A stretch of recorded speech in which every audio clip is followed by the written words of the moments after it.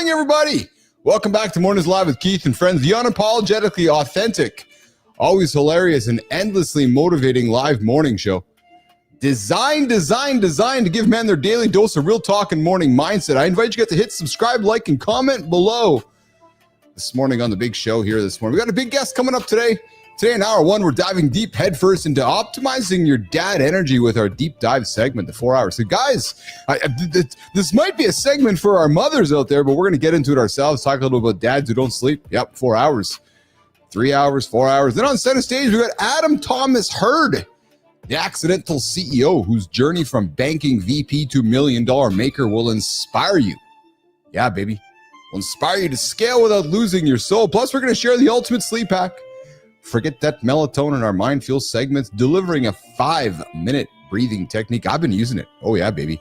That'll knock you out faster than your nightly bourbon. Good morning, Holroyd. Good morning, Bernard. Good morning, Lady Drew. Yes. Ready to conquer the day. Let's kick it off.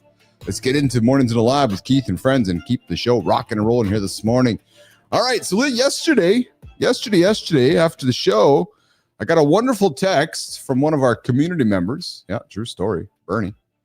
And he says, hey, I got some big news. It's like, oh, yeah.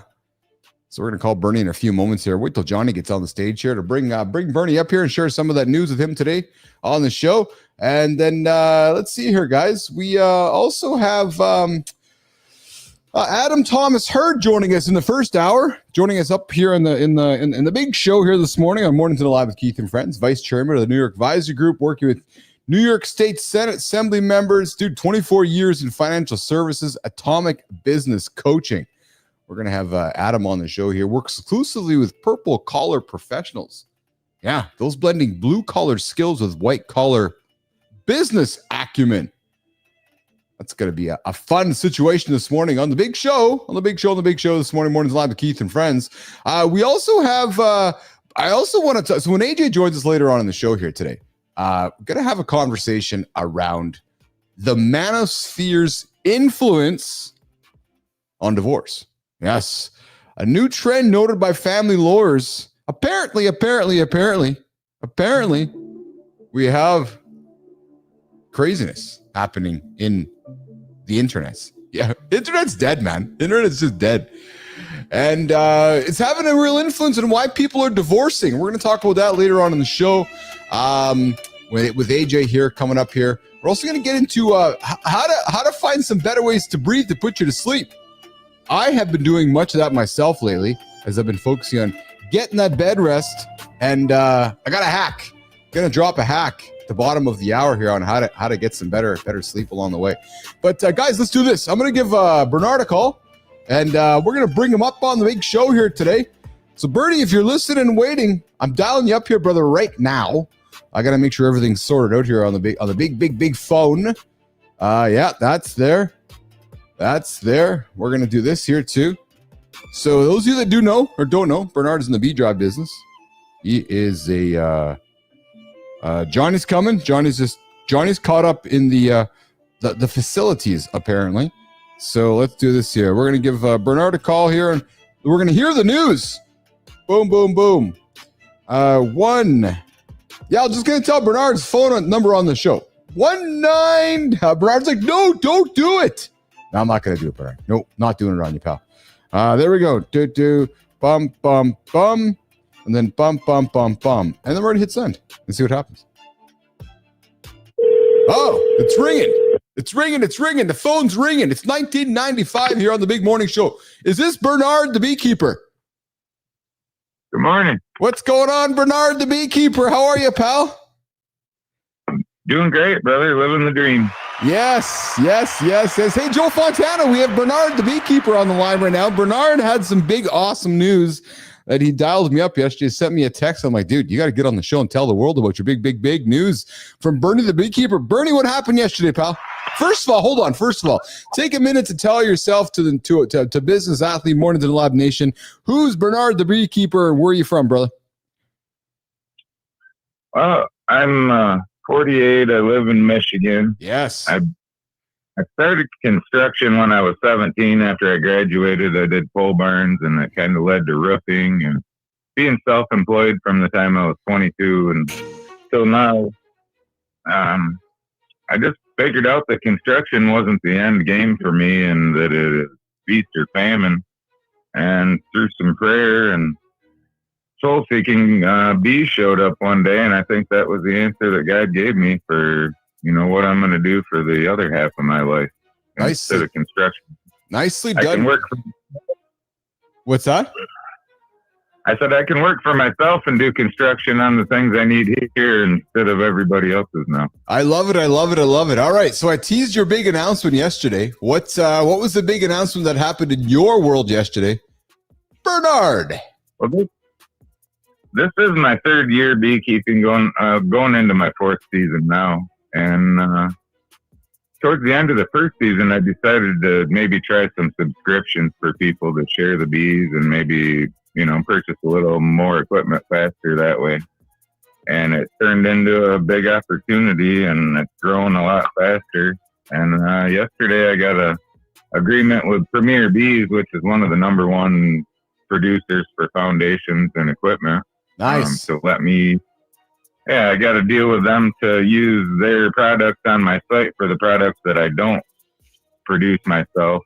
And, that I use of theirs. I've always promoted their products since I started.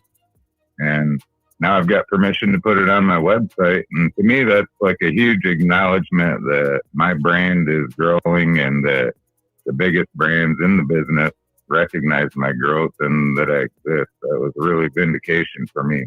That's awesome, man. Well, congratulations on that. That's so A, I'm grateful you decided to share it with me yesterday. Very, very kind of you. B, I'm really grateful you're here on the show sharing it with our community. And C, when does all this kick into effect for you, Bernie? Well, we've been adding things to the website steadily, so it's a little bit on my developer side. I put him in contact with their PR person, and we're allowed to use all of their stock photos. And nice. The only rule that they gave me is that I use their retail price for my flooring on my website. I can price things out as long as I don't go below what they sell. Beautiful. Well, congratulations, pal. I appreciate you sharing your news with us. I'm excited for you and your journey with the bees. And listen, guys, you guys can also join the conversation here on Mornings Alive with Keith and Friends, 431-300-3005. Bernard, I appreciate you, man. I appreciate your constant involvement in our show. I'm going to let you go to keep this show rolling, and I look forward to connecting with you along the way. Okay, pal? Yeah, thank you to everybody that shows up every day. This means as much to me as it does to you guys. And awesome. This is part of my 6 hours in the morning that is personal growth, where I work on me and my future. I love it. The non-negotiable with Mr. B Drive. Bernard joining us all the way from Michigan today. Bernie, I appreciate you, man. Lots of love coming from me to you. Stay well and stay safe, and I'll see you in the comments, and we'll stay in touch. Okay, pal? Yeah, thanks, brother. We'll be on here again. All right, brother. All right, cool. All right, we're hanging up with Bernie. That was awesome, Jimmy. That was absolutely awesome. Guys, listen, if you guys have news you want to share in our community, let's just do this for Bernard. Boom, boom, boom. Bernie had big news yesterday. And he decided to he sent me a text. He's like, dude, I don't know who to send a text to. I'm excited. You have built this great platform for us to create, a community of celebration. And I'm excited to be here with you today. So Bernie, I appreciate that, man. That is awesome that you took some time out of your day to join us and share that news. That is wonderful, wonderful, wonderful information. And guys, listen, if you have stuff you want to share, well, tell me. Yeah. True story. 431-300-3005. 431-300-3005. The Mornings in the Lab hotline, getting after it every single day. Right now here. And now listen, we did have a guest that was supposed to be here today. Not too sure if the guy put on a white tarp and called it a ghost. Because I do not see him, or Jimmy, or maybe he's just not figuring out the instructions. I do not see him in the green room, so I'm suspecting that maybe the IKEA instructions did not get or did not be passed, or I'm not too sure. I know Johnny's on his way. Johnny is stuck in the bidet environment, and I know Marty is working his way here as well here this morning on the Big Show. Mornings in the Lab with Keith and Friends. The only experience you guys need to get up and get after it every single day. We do it here at 8 o'clock Eastern time. Right here on YouTube, LinkedIn. Hey, did you guys check out Kindness Rising this morning? Well, if you didn't, you missed some vulnerable conversation from our brother, from a different mother. Matt Roof. Matty gets after it every single day here at 7:30 Eastern time to kick off the big conversation we get after every single day. Matt had some vulnerable chat here today. I was tuned into the show for a while. I was getting ready for today's show. Matty spent a bunch of time talking about his journey in life. And here's what I love about Matt, and here's what I love about his show. For those of you that are getting up and sometimes struggling with your journey, I'm going to suspect that you hear a little bit about from Matt. You're going to be encouraged to get up and get after yours. And as you'll hear from Matt today, it's never as easy as we all think it is. Yes, just looking at Lady Drew's comments here. Appreciate you, Lady Drew. Absolutely. I know you were in Matt's show this morning as well. So, Matty, dude, I appreciate your vulnerability, man, and I appreciate what you're always sharing here on the Mornings in the Lab community. Speaking of Mornings in the Lab community, guys, we do have a what's the word, Jimmy? Burgeoning? We do have a fledgling, new, growing community here in the lab. You can join it by letting me pause to sip my coffee. Yes. Pretty good sleep last night. We're going to talk sleep on the show today. Listen, you guys can join the community, the Mornings in the Lab community, easily. Subscribe to this channel, like the channel, tell your friends about it. But I invite you to subscribe to this channel. But we also have a paying component as well. It's $3, $15, and $20, I believe it is, somewhere within those dollar values. But and the point of our paid community is not to line my pockets or Johnny's pockets. Nope. The point is to reinvest back into this community here. So we are going to continue reinvesting, growing the audience, growing the community, growing the reach as we're looking to grow the biggest morning platform on the planet here, Mornings in the Lab right now with Keith and Johnny. And we got Marty joining us as well. What's up, Danielle? I see you there in the comments here this morning. Good to have you here on the show. Over here on the horizontal stream. Guys, if you don't know, we have two streams running at once. We have the vertical stream and the horizontal stream. And some of you decide to jump into the horizontal stream, and some of you decide to jump into the vertical stream, which is awesome. But we have two streams rocking and rolling here. So I invite you guys to see which one you want to get into. And unfortunately, YouTube doesn't let us to combine them. But I see there's an active community rolling over on the vertical side of things. I see Thomas Hurd made his way into the community. I think we need to get him a watch. Yeah, or he may have hit the snooze button. But we're going to want to get Adam a watch, I think, as we are running a few minutes behind with Adam Thomas. And I do not know if I see Adam in the... Jimmy, is he in the vertical feed yet there, Jimmy? I don't see him in the vertical feed there. I see Johnny Andersen's making his way here as well. So, Dan, if you haven't... if you're not in vertical, I would invite you to check out the instructions there so we can get you onto the... Yeah, Adam, the links are all in the email, dude. There's so the instructions were sent to you when we booked you onto the show. Actually, the instructions were sent 3 times. So all the links are there, and you actually have all the... So, Nation, we have somebody who doesn't read the IKEA instructions. We have somebody who, I think, goes to IKEA and buys the desk, Mike McQuillan, and decides to put it up without reading the instructions, and then says there was no instructions. No, there were instructions. There was many instructions in the box. I just think that you thought that you could just put the thing together without putting the instructions there. So, the links are there. All the details are there in the links. Jimmy, is Johnny there? Let's bring Johnny up onto the show so that I don't feel like, as Mike's calling me, a lonely Keith here today. What's going on, Johnny? How are you, pal? What's up, my brother? I'm gonna have to stop doing these tests on my digestion because it's causing me to be late to the show. My apologies, brother. I think so. Yeah, this is the longest time you've been making your way into that into that situation there. Okay, you had a long go at it this morning, Andersen.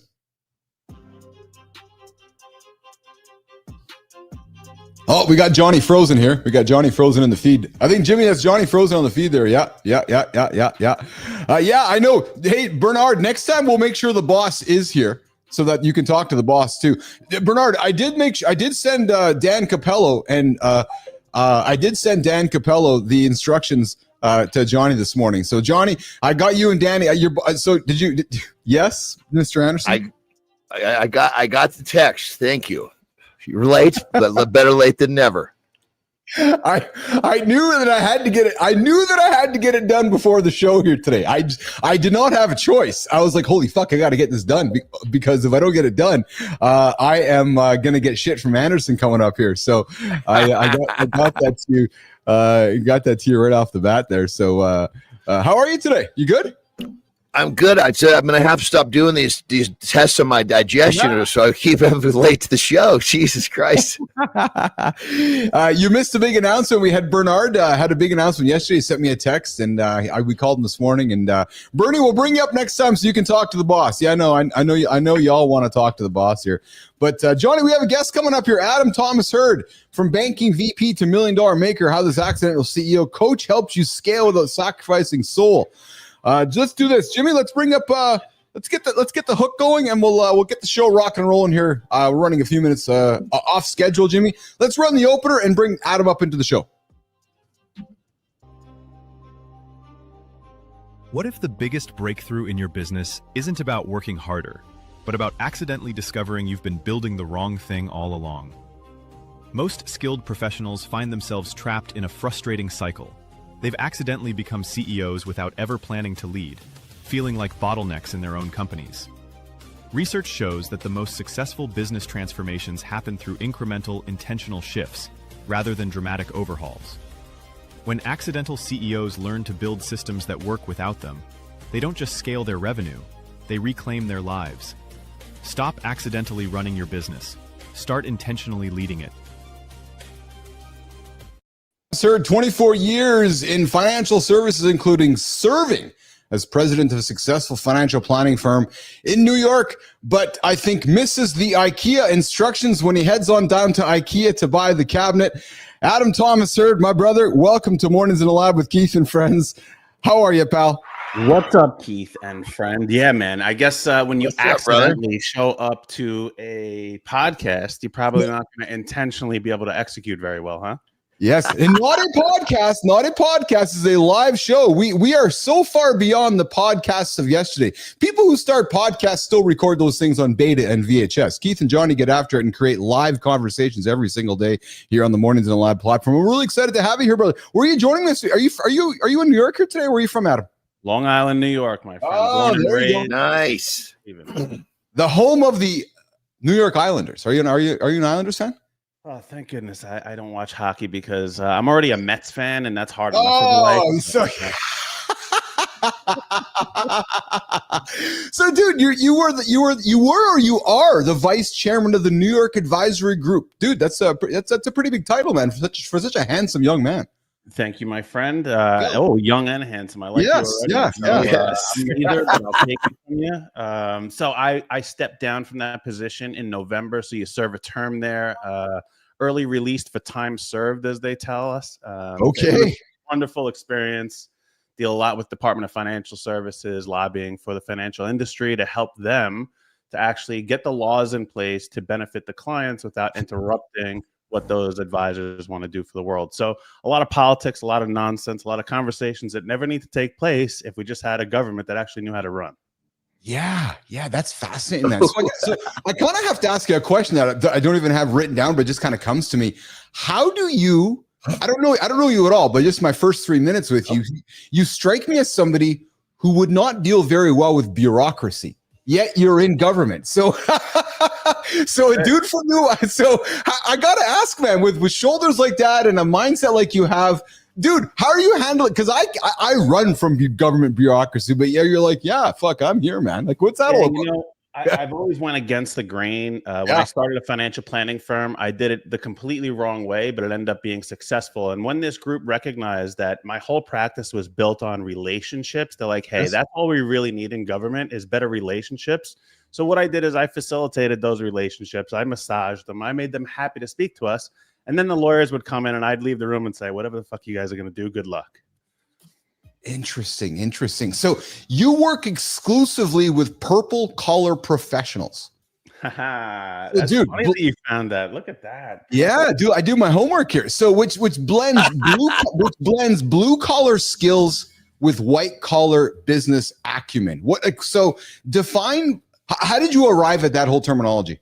Yeah, by accident, honestly. It's I was serving some people who reached out to me. You know, I spent 25 years in financial services. I ran a financial planning firm. I ended up moving into more business advisement where I served on boards and people needed help, right? They just wanted to understand how to run their life, how to run their business. And then I started this company, Atomic Business Coaching. And the people who are coming to us, they owned a blue collar business. And what that meant is they had all their employees were using their hands, not the keyboard, to actually do work. And then they had to run the company. But most of those companies had very high white collar responsibilities, like a restoration company that had to file paperwork with insurance companies, or an architectural firm that had to go with the building department and understand how to apply for certain things.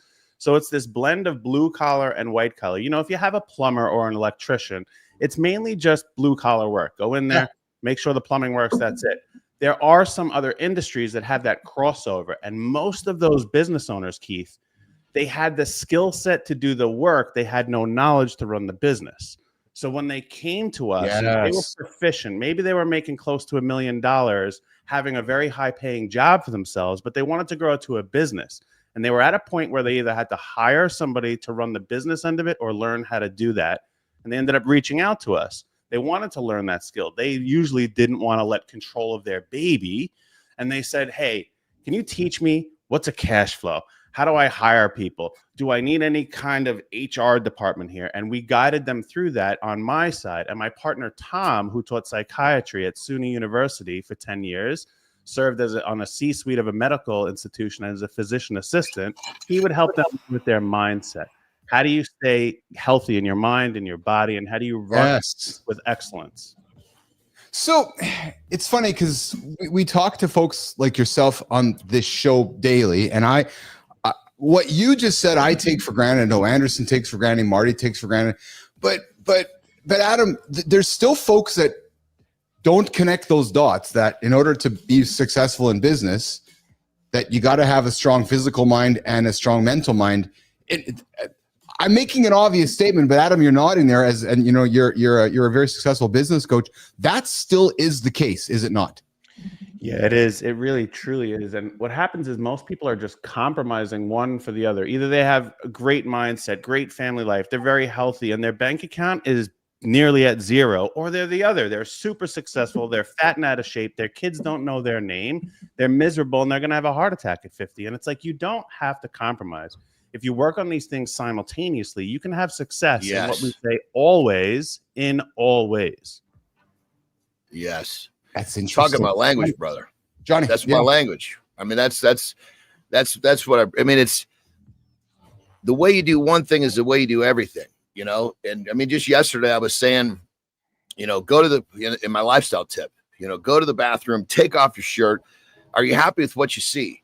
Because what you see is the reflection of your lifestyle and how you live your daily life. And when you live your daily life in a way where you're happy with what you see, that applies to all these other forms of your life, you know, your business, your family, your friends, your relationships. So, brother, you are so talking my language. I love this shit.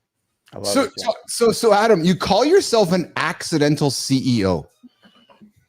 And I bring that up because there's a lot of dudes that are waking up in your same shoes right now going, oh, okay, so I was an electrician, or I was a plumber, or I was a financial guy, or I was this or that.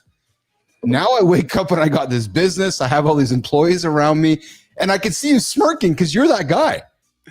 I am, man. I had no intention of running a company. You know, I was lucky enough at 20 years old. I was the assistant vice president of Citigroup, making more money than my parents combined. And I was like, holy shit, I guess I'm going to have a successful life. And I did that very well.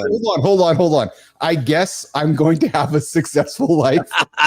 It was another happy accident, Keith. It was like, I guess they want me to work for them. It was like, I had imposter syndrome the whole time I was there. Like, why did they hire this kid to be an AVP of Citigroup? And I had certain skill sets, personalities, as maybe comes through the screen, that worked their business. Yeah. Well, then I ended up starting my own firm later on for financial planning, and I did it underneath the MetLife umbrella, this huge, beautiful, big organization. And they decided, like, hey, man, we are selling the company. And another institution bought them called Mass Mutual. And they said, we don't want employees. We want business owners. So you can either run your business or you can get the step in. And I was like, okay, I guess I'm a CEO. As I did that, I built a successful firm, but I really fell out of love with what I was doing. And that's how I ended up saying with my partner, Tom, now at Atomic Business Coaching, is like, hey, maybe we can help some people out. You can help them too. And we did it as a side hustle. Like, hey, let's just help these people. Actually, our first couple of clients, we did it completely for free, just out of the goodness of our heart to help them. But really what it was is to see, do we have anything that's worthwhile of charging people for? And when we did that, they received success. We loved what we did. We did it for about a year, charging, 8 to 30 grand to do this. And people kept paying us and they kept having success. And we kept loving doing this. And we looked at each other and we're like, I think we have a business here. And we had to go through the formal, set up an LLC, an S Corp, do all the things. And we accidentally became CEOs of a company. And I found that this is what's happening to so many people. They have a passion, they have a knowledge, they have a skill set. They go out there, they offer it to the world, they make a little bit of money. A year, 2, 3 goes by, they look around them and they're like, I have employees, I have vendors, I have payroll, I'm making money, I have to pay really giant tax bills. I think I accidentally became a CEO of a company. And this happens time and time again. What my mission really is to do, Keith and John, is to change them from being accidental CEOs into intentional CEOs. That's it. It's very simple. So then in your coaching business, do you have clients that come to you saying, I think I want, or I believe I am a CEO, help me get there? No, none of them. They come to me saying, I'm burnt out, I'm stressed out, I'm making too much money, I don't know what to do with it, I don't see my kids, I need to figure out the next step. And when they just shut up for a moment and look at how they got there, they realize this is a good problem to have. You're I was going to say they got a lot going on there. They just got to reformat their energy. It's all mindset, John. It's like, hey man, you gotta turn your perspective 180 degrees, look at it from a different angle and see what you actually have. And we do something called an accidental CEO workshop, which we offer for free. Anybody can go. It's a workshop. They come in with us live with me and Tom, small and intimate, 6 to 8 people, where we ask 3 very simple questions. What's going right? What's going wrong? And what do you need help with? And we're not there to be coaches. We're there to be facilitators, where the group of other entrepreneurs talk to each other and they look around the room and they're like, oh shit, you have the same problem as me. I'm not crazy. And that's the thing, is they feel all alone, left on the island, because they never sought out any kind of help. They maybe read a book, they watched a YouTube channel, but they're not business owners. They're producers of whatever it is they do. They have to learn the skill set, develop it. And that takes a giant mindset shift. And you have to determine, do I just want to generate revenue, or do I want to run a company? It's okay to say, I just want to generate revenue, but you can't do both simultaneously. You got to pick a lane and go all in. Yeah. Hanging out with Keith, John Andersen, Adam Thomas Hurd, all the way from Long Island, New York, with my favorite Canadian accent, attempting to say that properly here at 8:30 Eastern time. That was quite a mix between the New York and the Canadian accent. Although I think somewhere on the East Coast, they do say mum. I got a buddy of mine from Boston. He says mum too. What do you say, Adam? Me? I don't know. I say mama. I say mama. I'm a bitch. I mean, I don't know. I guess it depends the environment. Is it late at night and I'm in bed, or is it early in the morning? I'm making coffee. There we go. There. I'm a straight mama's boy through and through. So I'm gonna say mama no matter what time of the day. No, Johnny, I think Adam might be alluding to some interesting ways we can use the language. Because if we're talking mama late at night at bed, there might be a different way to use the mama. I wasn't seeing that one. I wasn't. Your dirty mind, you sick bastard. We're talking about his mother. Dude, you've been influencing me. So, hey, we can be called daddy at late at night too. Daddy or mama, either or works late at night. It depends on what side of the spectrum we're bringing out, the mama or the dad. I love it, dude. I love it. It's all this research you do on these weird topics. Now your brain just goes to the wrong spot, dude. Hey, Adam, you mentioned you have a partner, Tom. Yes. This is a topic that I don't think many business partners talk much about. I have a very successful business relationship with my partner, Maurice. And as we went our journey and we started our last business and sold it, the pivotal moment for us, Adam, was when we both had a coming to Jesus moment on our roles. And John and I, Marty, we've had this conversation often about knowing what your role is. lean into this topic for a few moments with me about how you and Tom arrived at that, because it's difficult, man. It's like marriage. It's like understanding each other, respecting each other, not stepping on toes. There's love, there's anger, there's all of those emotions. Talk about the business relationship with Tom, Adam. Yeah, so I'll talk about it from one perspective and bring it back to exactly what you're asking, because we didn't have that problem because I knew how to deal with it right up front. But most partnerships do experience this issue, which is like, hey, you're building something together. There's usually a handshake, 50-50 agreement, verbal something, and you get into this, and one person ends up bringing more to the table than the other person, and the one who is doing that ends up resenting the other. Hey, why am I doing all the work, getting 50% of the money? Why am I putting this effort in and doing that?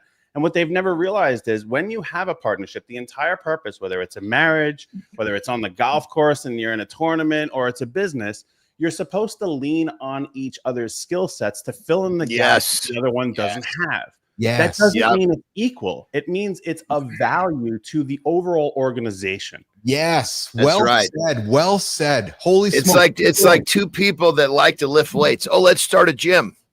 Yeah. Well, good. That's the worst partnership ever. One guy loves the accounting, the other guy loves the gym. The guy loves accounting, loves marketing. The other guy wants to be on the floor. That's perfect. You got two people that are great at the same thing. Now that's a tough one. Well, Johnny, because one's not needed. One's not needed if you're both the same thing. One is actually totally. And then it comes down to who's working harder. Versus two different skill sets. Maybe one skill set doesn't require as much time, but it produces as much value. I totally get that. So then, Adam, how did you teach this, or did you and Tom have an unwritten? Like, how did you guys arrive at it? This is nuggets, brother. Keep going. Yeah, most of what I teach is either experience that I learned or helping somebody out figure it out along the way in my 25 years of being an advisor. And for me, I had a great business, 3 partners, multi-millions of dollars, had great contracts. It was amazing, but it failed because we were 33% partners and 2 of the guys were given 90% of the work.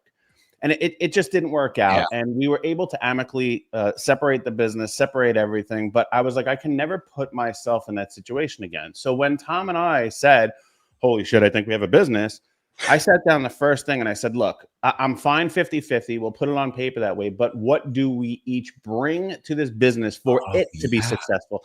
And it's not about the partners. It's about the organization. And you have to look at it. We look at businesses as people. So who do we want this business to be? And what does it need? It's like being a parent. And a lot of people say, my business is my baby. Well, how about you treat it that way, right? Treat it that way. Give it mommy, give it daddy. Give it the food, give it the shelter. Give it all the things it needs. So what we realized is, for me, I am not an operational guy. And you saw, I didn't even read the damn instructions to get into here, right? You're awesome, man. Yes. So he is the guy that handles all that. He makes sure all the trains run on time, which is a chief operating officer. And I'm a visionary. I go out there, big picture. What should we do? I can generate revenue. I know how to develop product, process, and people, but I don't know how to execute them. So I'm the visionary. That's what a CEO does. In my opinion, a CEO has 2 jobs.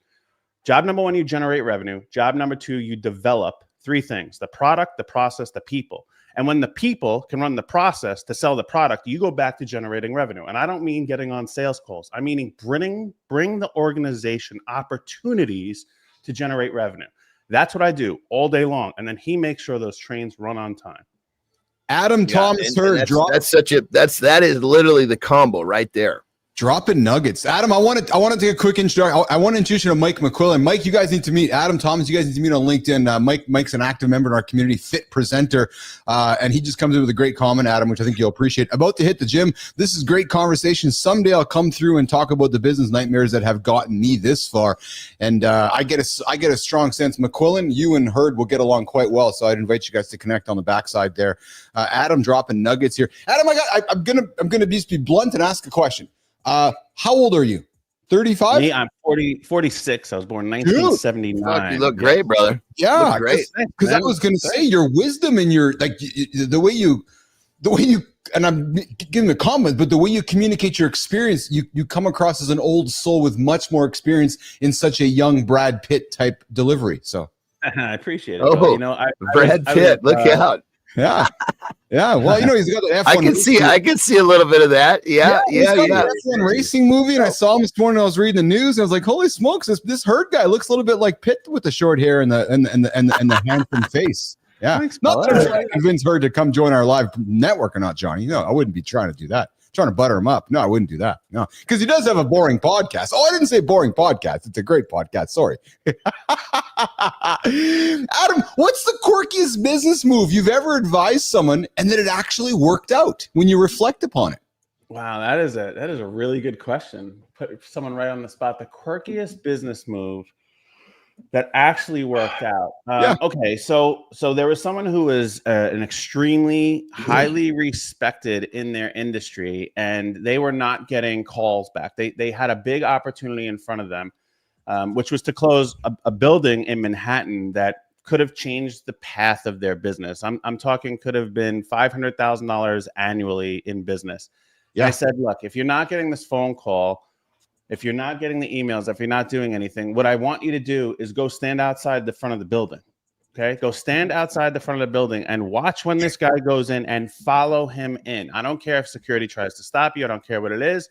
On that move from going from the sidewalk to his office, you have 30 seconds to plead your case of why I just need to fucking talk to you today. And he went and did that. And the guy brushed him off, completely brushed him off. Okay. But 2 weeks later, he got an email back saying, hey, let's sit down and do that, because he gave him the respect that, look, you can't expect traditional methods to work every single time. And if you're really hungry and you're driven and you want to get this thing done, it's by all means necessary. Yes. There's no obstacles in the way. If you hit a dead end, what do? You don't turn around, you buy a bulldozer. Okay. So let's go down the path, finish the job. And yes, is it risky? Could have you looked like an absolute idiot? Yeah, but what would he have lost? He didn't have the job anyway. Yeah. I love that attitude. In my experience, many of us are too worried about what that person's thinking about them if you're standing outside the door. Yet we often forget. Now, I said this to Johnny, I said to Marty, a couple of guys along the way here, which is like, if you were doing a role play, Tom, you're knocking on my door trying to sell me something. Eventually, I might lean into you and say, you know what, dude? You're doing your job. I got nothing but respect for you. I now want to talk to you because I see how hard it is, yet you keep diligently knocking on my door. And that to me is what I think many forget, right? Which is, that's your job, is to knock on my door and be standing outside the door waiting for me to get into the building and try to sell me something. Like, that's actually your job as a salesperson or the CEO, whatever it is. Like, and so to hear that story, as quirky as it is, it's actually a real life story that I think many don't do. Adam. Yeah. You have to respect what your role and your responsibility is. And my mentor, Eric Tom, he's the youngest Hall of Fame member of MetLife history, which is a really difficult accomplishment to do. He had a sign on his desk that said, I have not arrived yet. And that sign faced him. And what that meant is like, hey, yeah, on paper, I'm a rock star. There's a whole bunch of trophies that say I'm somebody. I'm nobody. I'm really nobody. I'm here for you to help you. And me being here is meaningless. And I think if you could just put the ego aside once in a while and recognize like, hey, I'm here to do a job. I have a purpose and I need to execute at the ability that the person on the other side of the table needs me to, you'll be way more successful. Love it. Adam Thomas Hurd joining us, dropping nuggets all morning here. Took him a few minutes to get in. I'm really glad. I'm gonna, brother, I just got to say it. When I find myself not speaking much, because I'm interested in what the guest has to say. Yeah. When I'm talking up a storm, a lot of times I'm just trying to sweeten up the fucking conversation, but I've been listening, dude. I've been listening. Dropping nuggets. I can't believe our time is working towards wrap because Adam has been dropping nuggets. That's why I said that I don't believe that you're as old as you are, because your experience, the way you articulate yourself, very strong. Adam Thomas Hurd, true story, man. Honest to God. Anybody working with you, I'm sure is getting plenty of value. Adam, let's do some quick hitters and then we'll walk you out of here. You've been really gracious with your time this morning. And then we're gonna do the lifestyle tip with Johnny Andersen. So Adam, coffee or workout first and then workout for you? Coffee or workout first? Coffee. Black or with sugar and cream? Black. I don't have time for calories in the morning. Dude. Yeah. I don't have time for calories in the morning. That is awesome. That sounds like a phrase that I could be, except for I'm always bringing calories down, though. That goes against them. I bring them in as first when I wake up, but that's a doozy saying right there. Adam, do you have kids? I have two. I have a 13-year-old son, 9-year-old daughter. They're both freaking rock stars. Nice. You know, so I love that you said that, and I'll tell you right now, I believe that. Because if they're growing up hearing the words coming out of your mouth, and Johnny probably watching the actions of their father, I know we always talk, you know, our kids watch instead of listen. I'm suspecting, Andersen, that his kids are observing what Hurd is doing, and I'm suspecting, Andersen, there's a couple leaders coming out of Long Island in the future. 100%. You know, our kids don't give a shit what we say; they just watch what we do. Yeah, You got it now. That's awesome. That's awesome. Worst business advice you believed in your 20s. Here's a good one for you, pal. Worst business advice. I believe. Yes. Go stand outside the building and wait for the guy to come in and then try to sell him something. The worst business advice I believed in my 20s was that if you go get educated, you're entitled to get promoted or get more out of life. You're not. It's you have to actually do the work, and what you learn doesn't matter if you can't execute on it. Dude, fuck, man, you're good. Tom handles mindset. You handle business. Who gets more panic calls? Tom, because when people freak out, they know he's mom and I'm dad. I'm just gonna beat him up and say, "Go do the thing." I love your analogy. Who's mom? Who's dad? That's a really good way of putting it. Actually, that's it. Yeah, Johnny, and even better, says, "Go do the thing." I don't even know what it is. Just go do it. Yes. One business book everyone should throw in the trash. Oh, throw in the trash? That's the greatest question. Dude, I gotta say, brother, where these fucking questions are getting good. Jesus Christ, Keith. Dude, Johnny, while you were on the shitter last night, I was fucking working, man. You talking about? Dude, I've been on the fucking shitter all night, all fucking morning. I'm about ready to shit my pants right now. When I got here, I'm texting Terry like, what do I need to do to stop this freaking water from coming out my hindside? You know? Adam, well, we're talking even relationships here. I'm busy doing the research, and Andersen's busy pumping the research out. So, anyways, what's your worst business book, brother? This one right here, The Atomic Game Changer. It's a horrible read. You're not really going to enjoy it, but if you actually go through it, you'll probably become a better person. Oh, Adam, you're awesome, man. That was fucking slick. That was really good, man. Because that was slick. I was wondering if he was going to throw another best-selling author under the bus, Johnny, with that question. I mean, you might as well throw yourself under the bus and get a shameless plug simultaneously, you know? Oh, man. Banker Adam versus Coach Adam. Who'd win in a negotiation? Banker Adam, because he didn't care about the consequences and the collateral damage in front of him, and now I have meaning and purpose in my life. Oh, you know that you just unlocked another visit by what you just said. Hey, man, I appreciate you having me today. I'd love you guys are amazing. You're right up my alley. There's no nonsense. So you want to invite me back, I'll show up. But that last statement tells me a lot. That tells me, and I know it tells John Andersen a lot too, because if you went through your journey in life about purpose and stuff, man, that's a good one. So let me go to this one though. I'm going to come back to that one in the future. You're going to like this one. If purple collar is blue and white, what color is a CEO who's actually lost? You don't wear a collar. The other people who are helping you get it done, you do, because you got to roll up your sleeves, get dirty, and do the work that's necessary to have success for everybody in the organization. It ain't about you anymore.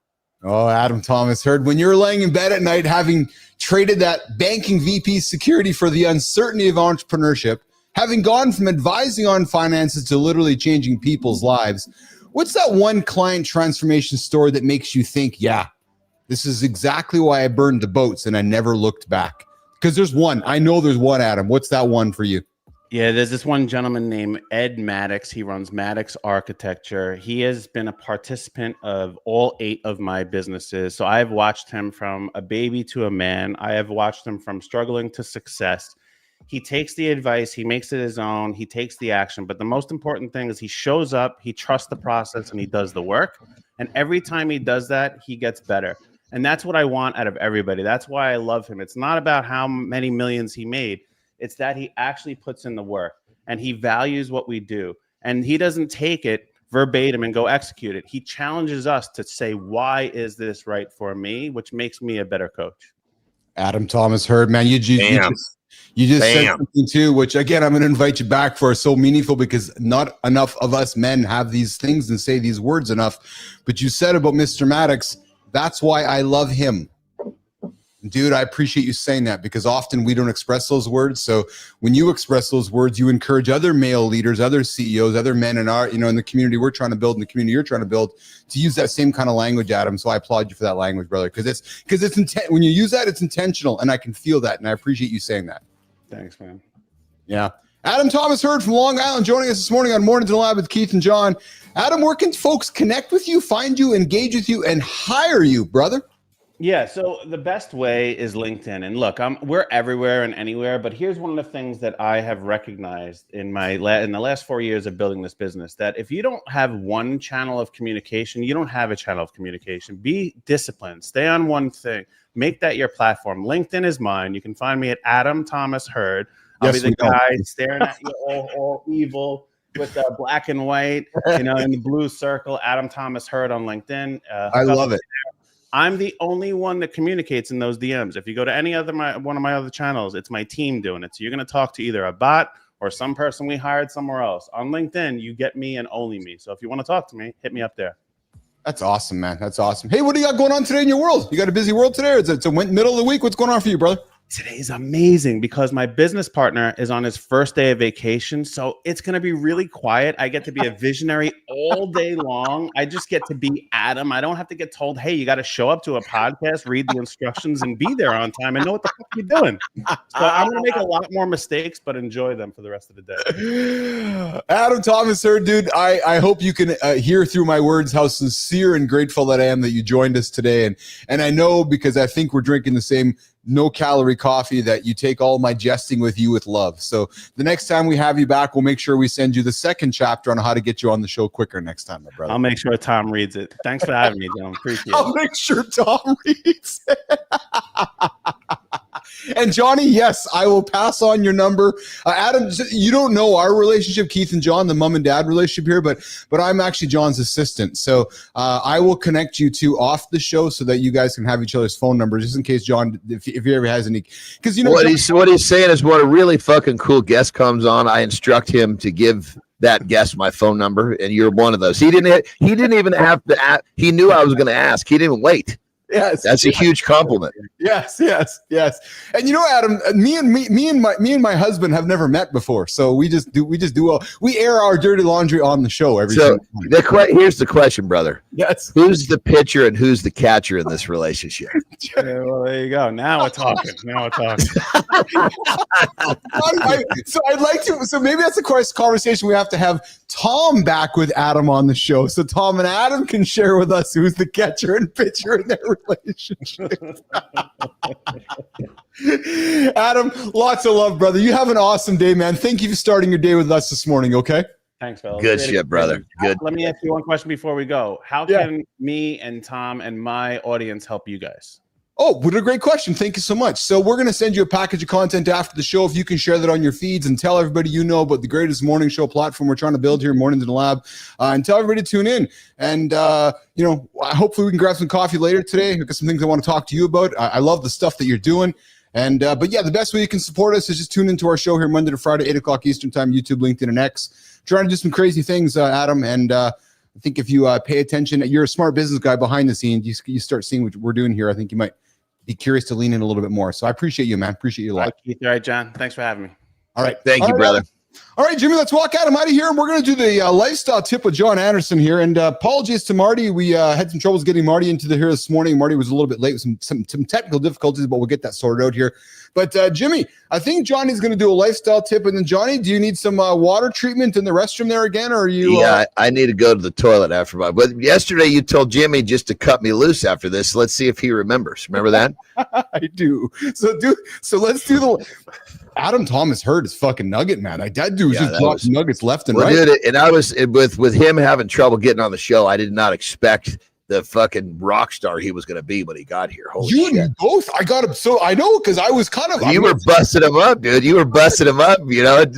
Obviously, had we known him, we'd have been like, come on, baby. Come on. One step closer. I was a little bit irritated. And then I'm like, oh. I can tell. I can tell. Actually, I mean, shit, well, you had a rough morning. Jesus Christ. Marty couldn't get here. I'm shitting up a storm. I'm trying to figure out what's going on. Terry's been up all night, so she's texting me. She's worried. She's like, and I know what it is. I did a fucking test last night with fat loading with olive oil, and my body says, no, you are done, dude. You know? And then I gotta say it. And then I show up this morning and Jimmy's like, hey, I don't have the opener. I forgot. I'm like, dude, how do you forget the opener? We just didn't start the show yesterday. So Jimmy, I'm laughing with you, man. Everybody's fucking laughing today. So let's do this. Well, you know, check this out, dude. This my situation is so aggressive. Terry worried, like she thinks I need to go to the fucking doctor. I'm like, I'm texting her, settle down and go back to sleep, please. Yeah.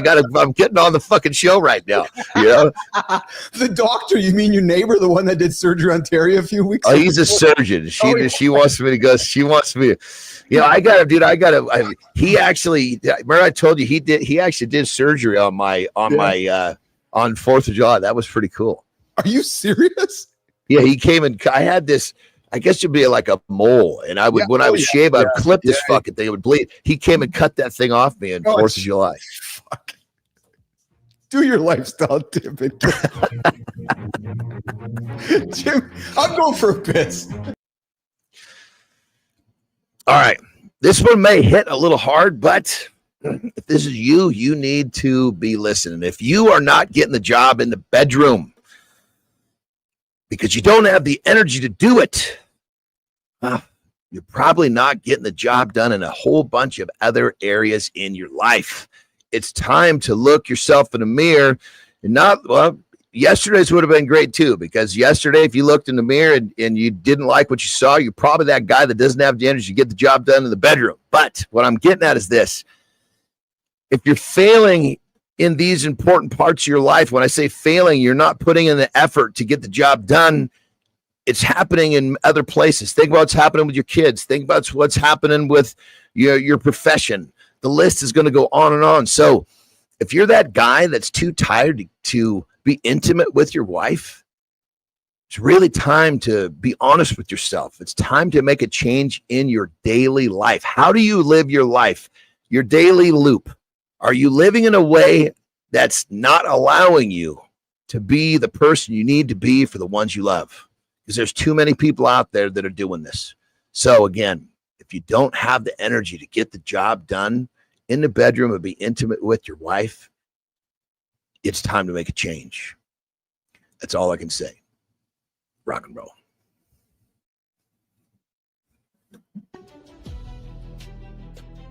What if the most exhausted person in your house isn't who you think it is? Every morning, millions of fathers drag themselves through another day, believing they're just weak or failing at this whole parenting thing. Breakthrough research using objective sleep tracking has uncovered shocking truths about who really suffers most during those brutal early parenting years, and why conventional wisdom about surviving on no sleep is not just wrong, it's dangerous.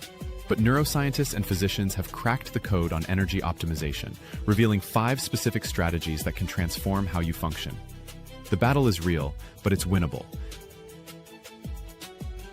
As we're talking lack of sleep here as we're raising our children, and I thought I'd have a fun conversation here today about energy optimization, the 4-hour sleep survival guide. You know, we're big proponents here of how to get ahead in life. Yes, I did say get ahead in life. That's a whole other conversation for a different day. We're talking about getting ahead in life, and it all starts with sleep, you guys. We all know it starts with sleep. We all know that we look and we laugh, and Johnny and Keith and Marty joke about it all the time on the show that, you know, every single week there's a new fitness fad, there's a new nutrition fad coming out there. One of the big reasons for that is because the reality of moving forward in life is actually quite boring. Yep, true story. It's why we have the morning loop. Get to sleep, eat your whole nutrition foods, do it again every single day. Sleep, eat good foods. So I wanted to lean into the 4-hour sleep survival guide. Now, some of you might be thinking, and some moms and some women tuning in going, really? Dads are talking about the 4-hour sleep survival guide, even though the moms do most of the time raising the kids. or maybe not. But I wanted to have a chat with you guys about how we can survive and thrive as a dad on just 4 hours of sleep, knowing that raising our kids, being a CEO, being an accidental CEO, as Adam Thomas Hurd became one day, thriving on 4 hours of sleep is literally and actually and very much a monumental challenge. Now, while chronic sleep deprivation itself is not sustainable or healthy, there are practical strategies that I want to throw on the table for you guys to help optimize, to help consider getting through those inevitable short sleep nights. So guys, if you're stuck with that 4 hours of sleep, whether it's because of kids or whether it's because of business or whether it's because of work, one of the things that you might want to consider doing as you get your day started is get up, get moving, and get outside for some light, right? Light, movement, and hydration. Evidence and science will tell us and suggest that exposing yourself to sunlight as soon as possible after waking, that natural light helps reset that body clock, right? And if we get into a good habit, and I'm really trying hard not to mansplain any of this, just literally putting some good science and creating awareness for us today, that natural light helps reset that body clock, right? It reduces the melatonin, the sleep hormone, and it's going to boost that alertness. And then guys, crush that glass of water. So my morning, here's how my morning starts. I get up, crush my coffee, get a little bit of light, get some movement in, crush some water, and my day is off, right? So that to me, regardless if I'm getting 4 hours or 5 hours or 6 hours, to me, that non-negotiable is my constant. And then of course, that light exercise, right? And again, I want to talk about nutrition, not being, being repetitive, but repetitive drives results, right? Repetitive drives results. Eating small, balanced meals. Guys, in my experience, and I'm suspecting in your experience, when you're not sleeping, you're waking up, you're chasing bad choices. You're waking up and maybe you're chasing bad choices in the pantry. Maybe you're chasing bad choices in the fridge. Maybe you're chasing bad choices on Skip the Dishes or Uber Eats or something like that.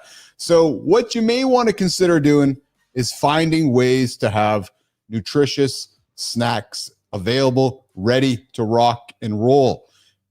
As Johnny has had pocket meat, nuts, stuff ready. Because when you're not sleeping, or if your sleep is going to be broken in the middle of the night, you're going to wake up, you're going to be hungry. I know what's going to happen because I do it too. We reach for the garbage. So if we can be prepared not to reach for the garbage, those 4 hour non-sleeping nights as a new dad or a revisited dad is going to be difficult. All right, strategic caffeine use. Guys, you might want to consider using caffeine wisely. A cup or two of coffee in the morning can boost that alertness, but avoid the coffee later on in the day. Why? You might be finding yourself staying up as you're trying to get to sleep at night. Because here's the reality, guys. What we want to do is we want to try to create a consistent sleep pattern, right? The same time in the morning, the same time at night. And I know to some of you that tune in regularly, this is sounding repetitive, but the reality is it's true. And I got to tell you, man, guys, it took me hearing it from Andersen 1,000 fucking times before I did it. Yeah, it took me 1,000. Like, okay, well, I guess I keep hearing it. Maybe I should try it, right? Maybe I should try the protein in the fridge instead of the crappy food in the pantry. So, there's a purpose for why we repeat ourselves. Repetition equals results. What I would suggest you might want to consider, and again, I'm here to offer suggestions and recommendations, as the good old Dennis Morton would say from Peloton. You guys are the ones who are going to make the decisions. What you might want to do instead of that afternoon coffee, maybe you want to consider a Nap-a-latte. In other words, grab a nap, right? Grab a nap, right? Try to grab 15, 20 minutes. Schedule as a meeting for yourself and don't be embarrassed about it. Share it with the world. I just had a nap. It was my meeting. We often are so focused on making meetings for everybody else. Make a meeting for yourself. Grab a nap, 15 minutes, 20 minutes. I wouldn't sit there and make it 3, 4, 5 hours, but grab a nap, man. Grab that nap and invest into yourself. All right, continuing with this, some strategies on how to work through the day when we're lacking sleep, especially as a new parent or maybe even as a grandparent. Share those duties with your partner, right? Alternate or split those shifts so that you guys can each get a little more sleep along the way. As we know, as we're talking with Adam Thomas Hurd, that teamwork is going to reduce burnout. It's going to help you guys function better, and it's going to help you achieve some big goals as a new parent, grandparent, or uncle or auntie along the way as you're moving through life without sleep. All right, optimizing your sleep environment. We talk often, guys, about this one as well. Keeping your bedroom cold it dark, keep it quiet, using blackout curtains, white noise, or earplugs to minimize disturbances.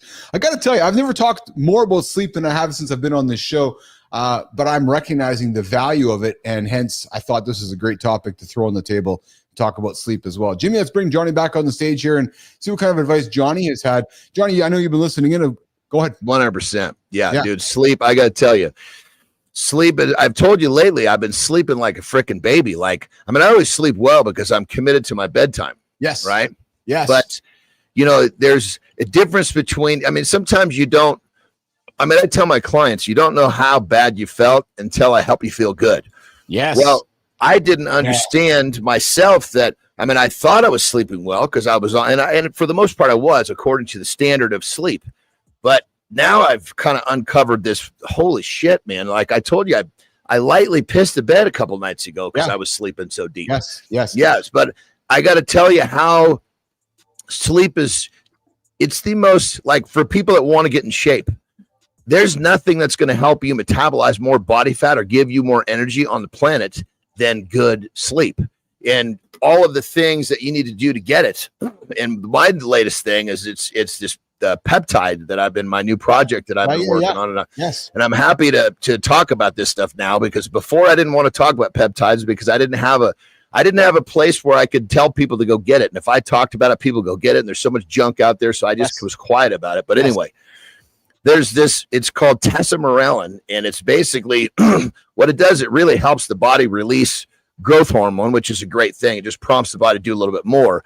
But holy shit, it puts you into a deep sleep. And I've done everything for sleep for freaking ever, right? But then this little additive has just made it a whole nother step forward. And I got to tell you, man, it's like, even for me that I live the life, I do all the things, when I get this better sleep, I can feel the difference. It's crazy. Yeah. I'm glad you brought up peptides, Johnny. I think it's on tomorrow's schedule. Tomorrow, Thursday, Wednesday. Yeah, I think I got a segment on tomorrow's show, The Power of Peptides. I think I have it on tomorrow's schedule for Morning Focus this time tomorrow.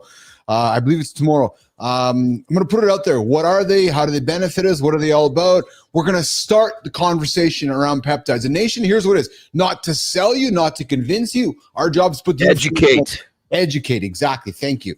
Educate. More and more folks are talking about them. So we're going to bring them onto the show. John's, and what I like about John's experience is John is an experimenter, right? So John's not afraid to do the things and talk about the things. So we're going to talk more about peptides, and we're going to start that conversation tomorrow. But Johnny, I want to stay on sleep here, man, because obviously with this morning show, sleep has been more important to me than ever. And in many ways, I'm actually grateful and blessed that I've made this commitment to this show, because it's taught me something that I sucked at, which was sleeping. Yeah. Right. And it's taught me to make it a massive priority, and it has been a game changer.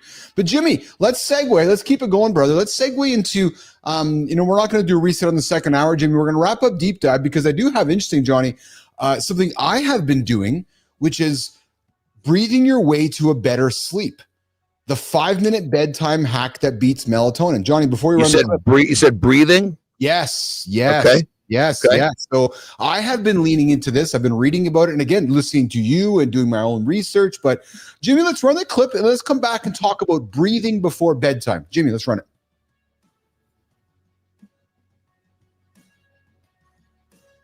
Jimmy, let's run it.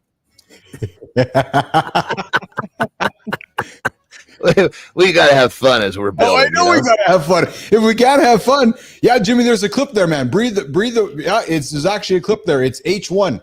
Breathe your way to better sleep. The 5-minute. In Jimmy's defense, he's got a lot more buttons to push now than he ever did 6 months ago. You know what I mean? No question about it. Jimmy's got buttons to press every now and then. So listen, while he's doing that, I'm going to talk about this. So research shows that practicing 6 slow breaths per minute before bed can help you fall asleep faster. Now, I have read these Navy SEAL hacks and how to fall asleep instantly and all these kind of things, Johnny. I got to be honest, man. I've been trying this. And what I mean by it is, and I'm using the word intentionally focusing on my breath before I go to sleep. And I know you might be thinking to yourself, like, fuck you, that's what I do all the time. I wasn't. I'd go to bed. My brain would be squirrely, and I'd try to go to sleep. I'd try to count sheep and all that kind of shit, right? But until I was intentionally focusing on my breathing, like actually paying attention, probably very similar to when you're sitting in the chair counting yourself in, dude, I start breathing, and next thing you know, I'm like, holy fuck, it's now the morning. Dude, you know what I discovered? I discovered a way to put myself to sleep. Yes. My brain is a racer, man. My brain goes a mile a minute. You know what I mean? Yeah, I know it does, yes. and I discovered a way to put myself to sleep probably my early 20s. And it was because I would lay there and I would think, right? And I would think about shit that just like everybody else thinks. So you think of all the shit that's got you all wound up. And then I don't know how, it just kind of dawned on me. I was like, think about something was really fun. And of course, at that age, I was like, I just thought about a sexual experience. So I literally, the first time I did this, I thought of the sexual experience, and it was the chick that I was seeing. We had this rockin' sex life, and I imagined this experience that we had. And it wasn't even that, only a couple months old. So it was so vivid in my mind. And I remember going through this, and I'm laying in bed. Next thing you know, I fucking wake up to take a piss. I'm like, holy shit, that fucking worked. Yes. So I quickly realized that if I could basically think about an encounter with such detail, I felt that I was there. My brain, now I know my brain was releasing all these chemicals that was like, this is fucking great. And it would relax me. I'd go to sleep. So my first real discovery of figuring out how to fall asleep was thinking about sexual experiences. Well, the truth. I will tell you, after great sexual experiences with my lovely Lauren, I just fall asleep. I'm just going. Yeah. It just my oxytocin, everything is just blaring. Yeah. Oh man, I will tell you though, when I'm not involved in life expectancy work, unless I'm doing it myself, and when I have to fall asleep, I have been focusing on what I'm going to tell you right now, which is this idea of deep, slow breathing. So essentially, as I'm going to bed, I am focusing on my deep breaths, which calms the nervous system. Yeah. And I'm trying to find my words here, but I'll just come back to intentionally. Like I'm intentionally in bed, Johnny, trying not to think about anything else except my breath. And I see Bernard's comment here, which is there's military breathing exercise to go to sleep that is supposed to work very well. And that's exactly it, Bernard. I lay there, Johnny, and I count it in. I'm like, and I swear I don't even get to like the sixth or eighth breath and I'm sleeping. And it's, I know it sounds so obvious perhaps to you, but it fucking works.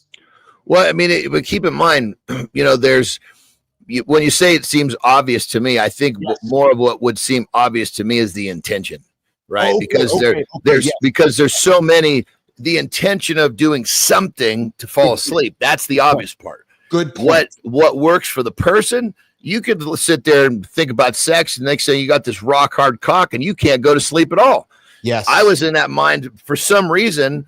Yes. I wasn't thinking about the sexual experience like I wanted to get off.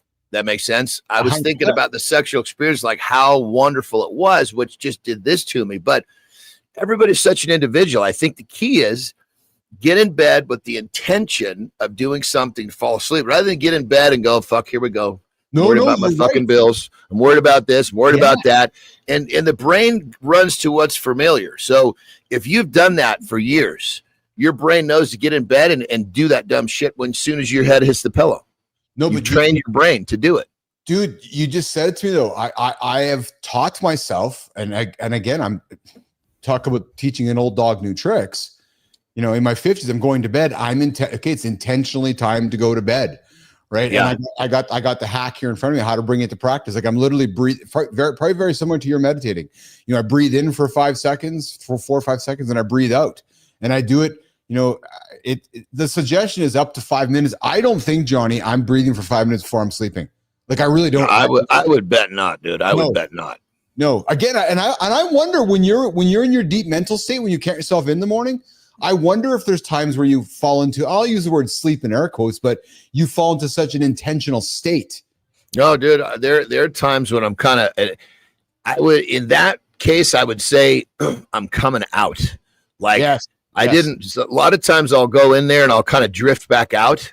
Other times it's like that alarm is fucking telling me I got to move to my next task or my next, I'm just pivoting in my morning routine, I call it morning love in my book. That's what I have it written in, morning love.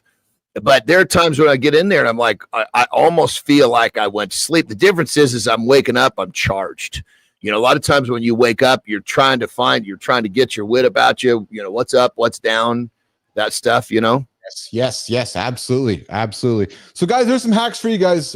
We talked about, when rather being a dad or running a business and not getting sleep or living on 4 hours of trying to live on 4 hours of sleep, what are some hacks or what are some life tricks we can get after? Obviously being prepared with food.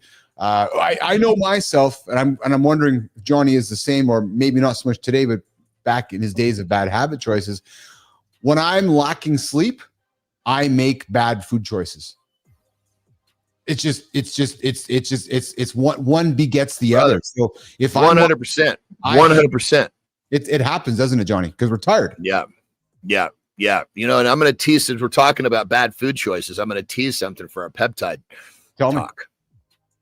So there's a peptide that I'm actually using right now. Yes. And it's, for me, it's been fucking life-changing because it's been 3 fucking weeks, almost 4. My food noise is fucking gone. Define not my appetite. Yeah. My food noise. That fucking thing that when you that just kind of the thing that makes me stand in front of their fridge like this. Yes. I haven't fucking done that in forever. I haven't wanted to overeat. It's like, it's just whatever it is. I mean, keep in mind this peptide has also been they're working on the proof, but they're trying to show that it actually gets rid of compulsive, like addictive compulsive behaviors, which is really what our food fucking issues are. Yes, that's fascinating. So it could help with gambling too, for that matter. Supposedly. Yeah. That's interesting stuff, man. Yeah, this stuff's intriguing to me, man, because they're. I want to be careful. I don't want to misspeak and offer wrong information out there, but it's not a drug. It's part of our. Peptides are naturally made in our body. Right. The majority of them are already pre-existing. There are synthetic ones, but Huberman, everybody understands how knowledgeable he is. He just was in a podcast saying that this peptide is like a wedge that fits in between us and modern medicine. Well, I like that Huberman dropped the word like a messenger, like the peptide's the messenger in between. Yeah. Right? Like that. So it's taking the piece over here and the messenger's in the middle of it and connecting it over here. And I love the fact that we're now talking about it. And what I like about it, Johnny, is that we're not just quickly talking about, it's now another drug to take. Hold on a second here. No, not a drug. Yeah. Right. So what you could think of is like this is an even easier way to say it is there's, like Huberman said, the message, right? Yes. So these messages already exist. So we're saying, hey, let's send that message a little stronger. Yes. Or let's send that message a little more, a little less. Yes. So you're asking your body, hey, let's release a little bit more growth hormone. You go to sleep. Or, hey, let's ask the body to burn a little bit more body fat. Or, hey, let's not put so much inflammation in that knee. I want to come back to your comment, but I do want to look into I want to come back to what you said here, but we got Matthew Rode coming in with saying, Zazen meditation, including breathing, helps to both relax, meditate, and if appropriate, fall asleep. Think about starting with, and Matthew, this is exactly what I was doing, man. And it 100%. Matthew, right? Think about starting with 6 hold 6x, 6 hold 6x, and then adding seconds to that, including visual. Matthew, I got to tell you, man, I have been doing that. And I swear it's helped me fall asleep. So I appreciate your comments because I'm right there with you. Yeah, Johnny. Back to the peptides though. I'm trying to find my words here. What I think people often get confused about, whether we're talking some of the GLPs, some of the the old school steroids from the past, any of these type of products that we as humans would take. What I'm hoping to do with our continued conversation with folks is that these are simply tools. You still got to put the work in. Like just because you're going to take a peptide or take a GLP doesn't mean that you don't need to develop any good habits. And that's to me where I get nervous with some of these conversations is that sometimes folks think that they're just these magical, okay, I'm taking a magical peptide, or I'm taking a magical amino acid, or I'm taking something. But you know where like the GLP thing comes from, and you're totally correct, is because the medical field, now that they prescribe those, say, hey, all you got to do is take this to lose weight. Fuck off. Check this out. I had a client, I'm not sure if I told this story, but I had a client that came to me a couple weeks ago on a GLP. Yes. And I said, okay, let's start phasing you off, because they had him on enough to fucking stun a horse. It was this clinic that was just ripping him for the price too. Anyway, I said, look, we're going to set some timers. I know you don't feel your stomach, but we're going to set these timers, and I'm just going to have you eat these 5 fairly small meals throughout the day. All I want you to do is look for, if you feel pressure in your stomach, that means we're eating too much, because you don't get hungry. You don't get that hunger signal, right? He really doesn't get that at all, but he can feel pressure, right? Dude, so this is a guy who had a problem with overeating, so he doesn't feel the hunger signal, right? But when he starts to eat, when he's not, immediately starts feeling better because he's not malnourished. See, if the medical field said, hey, let's give you this so you can stop overeating, but you have to eat enough to keep your body happy, that would be very different. They're saying, just take this. You're not going to be very hungry, so you won't eat much, which means you lose weight, which means ultimately these people get fucking terribly malnourished. That's where I get concerned with the messaging, which is the quote unquote take this. Yeah, 100%. And then there's a period after that. Take this. Oh, that's it? No, just take this. No, but and that's just even people in just general people think, oh, if you take anabolics, yes, you just you're big because you take anabolics. That's what anabolics don't fucking show up to the gym for you. They don't fucking do your meal prep for you. That's my point around these conversations is that I know when even before I met you and Marty and I were talking about some of the GLPs and some of the Ozempic stuff, where I get nervous about it. And I'll give credit to Jory, because Jory reframed my mindset on this, which was, if this tool, let's use John, use you as an example. If this tool helps John, the fat son of a bitch, at least get to the clinic to have the conversation, then that's good, right? But what we need to convince John is that it's not just take this, period. No, John. You're going to take this, but you still have to eat the right food. You still have to go to the gym. You still have to go to sleep. You still have to drink your water. You still have to do all these things. This tool is just a tool. And then that to me is where well, it's because money enters the equation, right? I know. As soon as money enters the equation, it's just, how can we get people to come in line for this? Well, as soon as you say, hey, we'll give you this, but you need to do X, Y, Z, that line gets short real quick. Well, what also happens, Johnny, is that the line gets real short when the shortcut goes away. Oh, you mean it's not a shortcut? Oh, no. For sure. 100%. The show is actually Monday to Friday every single day for 2 hours, not just every now and then. Oh, yeah. No, you got to go to the gym every single day to get the. Oh, you mean I can't just go once a week? No. It's like the folks that are like, yeah, I'm going to train 3 days a week and I'm going to take the rest of the week off. Oh, so you're actually taking 70% of your life off. Yeah, it's a thought process that surrounds pretty much it, like you said, it's the whole idea of a magic button. Yes, yeah, absolutely. All right, hey, listen, it's 22 minutes after the hour here. Mornings at Live with Keith and John, getting after every single day right here on YouTube, LinkedIn, and X. You guys can join the conversation. You guys know 431-300-3005.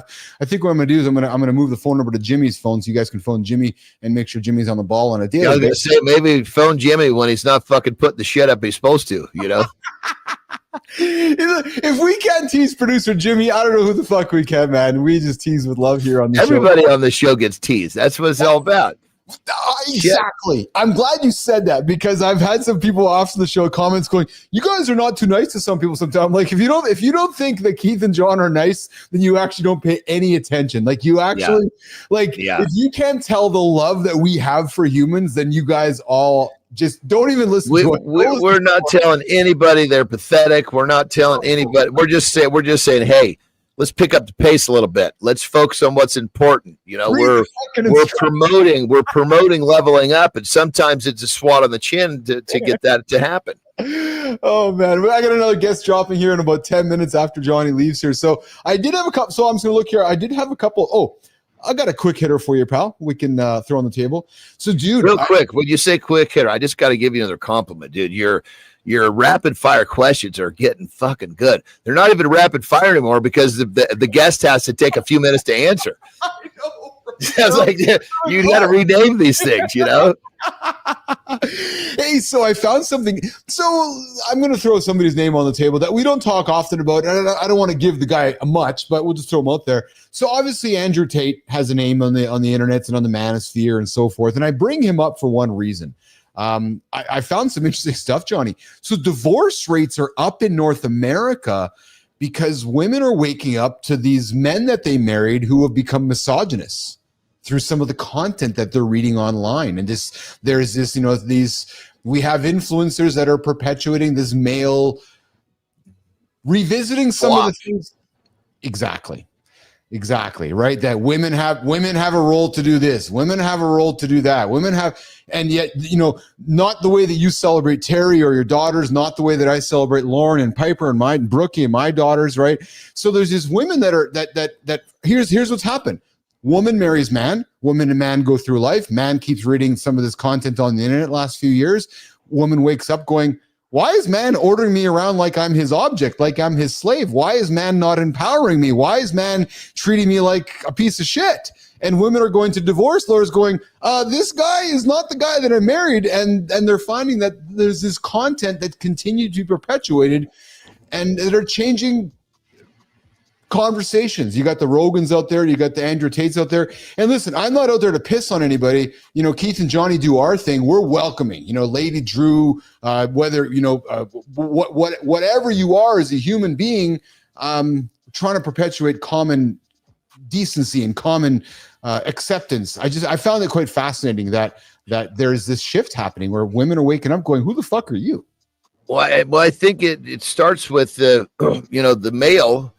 Yes. I mean, if you go to your partner, your wife, or whatever partner, let's call it that, you say, hey, let's define and discuss our roles so we're both happy. Yes. Understand what they are. Now lay the pedal down to that. But don't just go and assign roles to your partner because some fucking dude on the internet said so. Yes. Yeah, exactly. I mean, well, if a fucking dude is not smart enough to understand that, the dumb son of a bitch deserves to get divorced. I'll offer this, and I'll just say something however you guys want to take it. If you're going to sit there and listen to what Tate or Rogan has to say and is going to convince you to piss on your wife who you married, then brother, you got to go look in the mirror at your own self, man, because you got your own shit going on. If you can't, if you're going to go listen to some dude you don't even know, and he's going to tell you what to do. I don't know. Anyways, I just thought that was interesting that the divorce rates are happening there.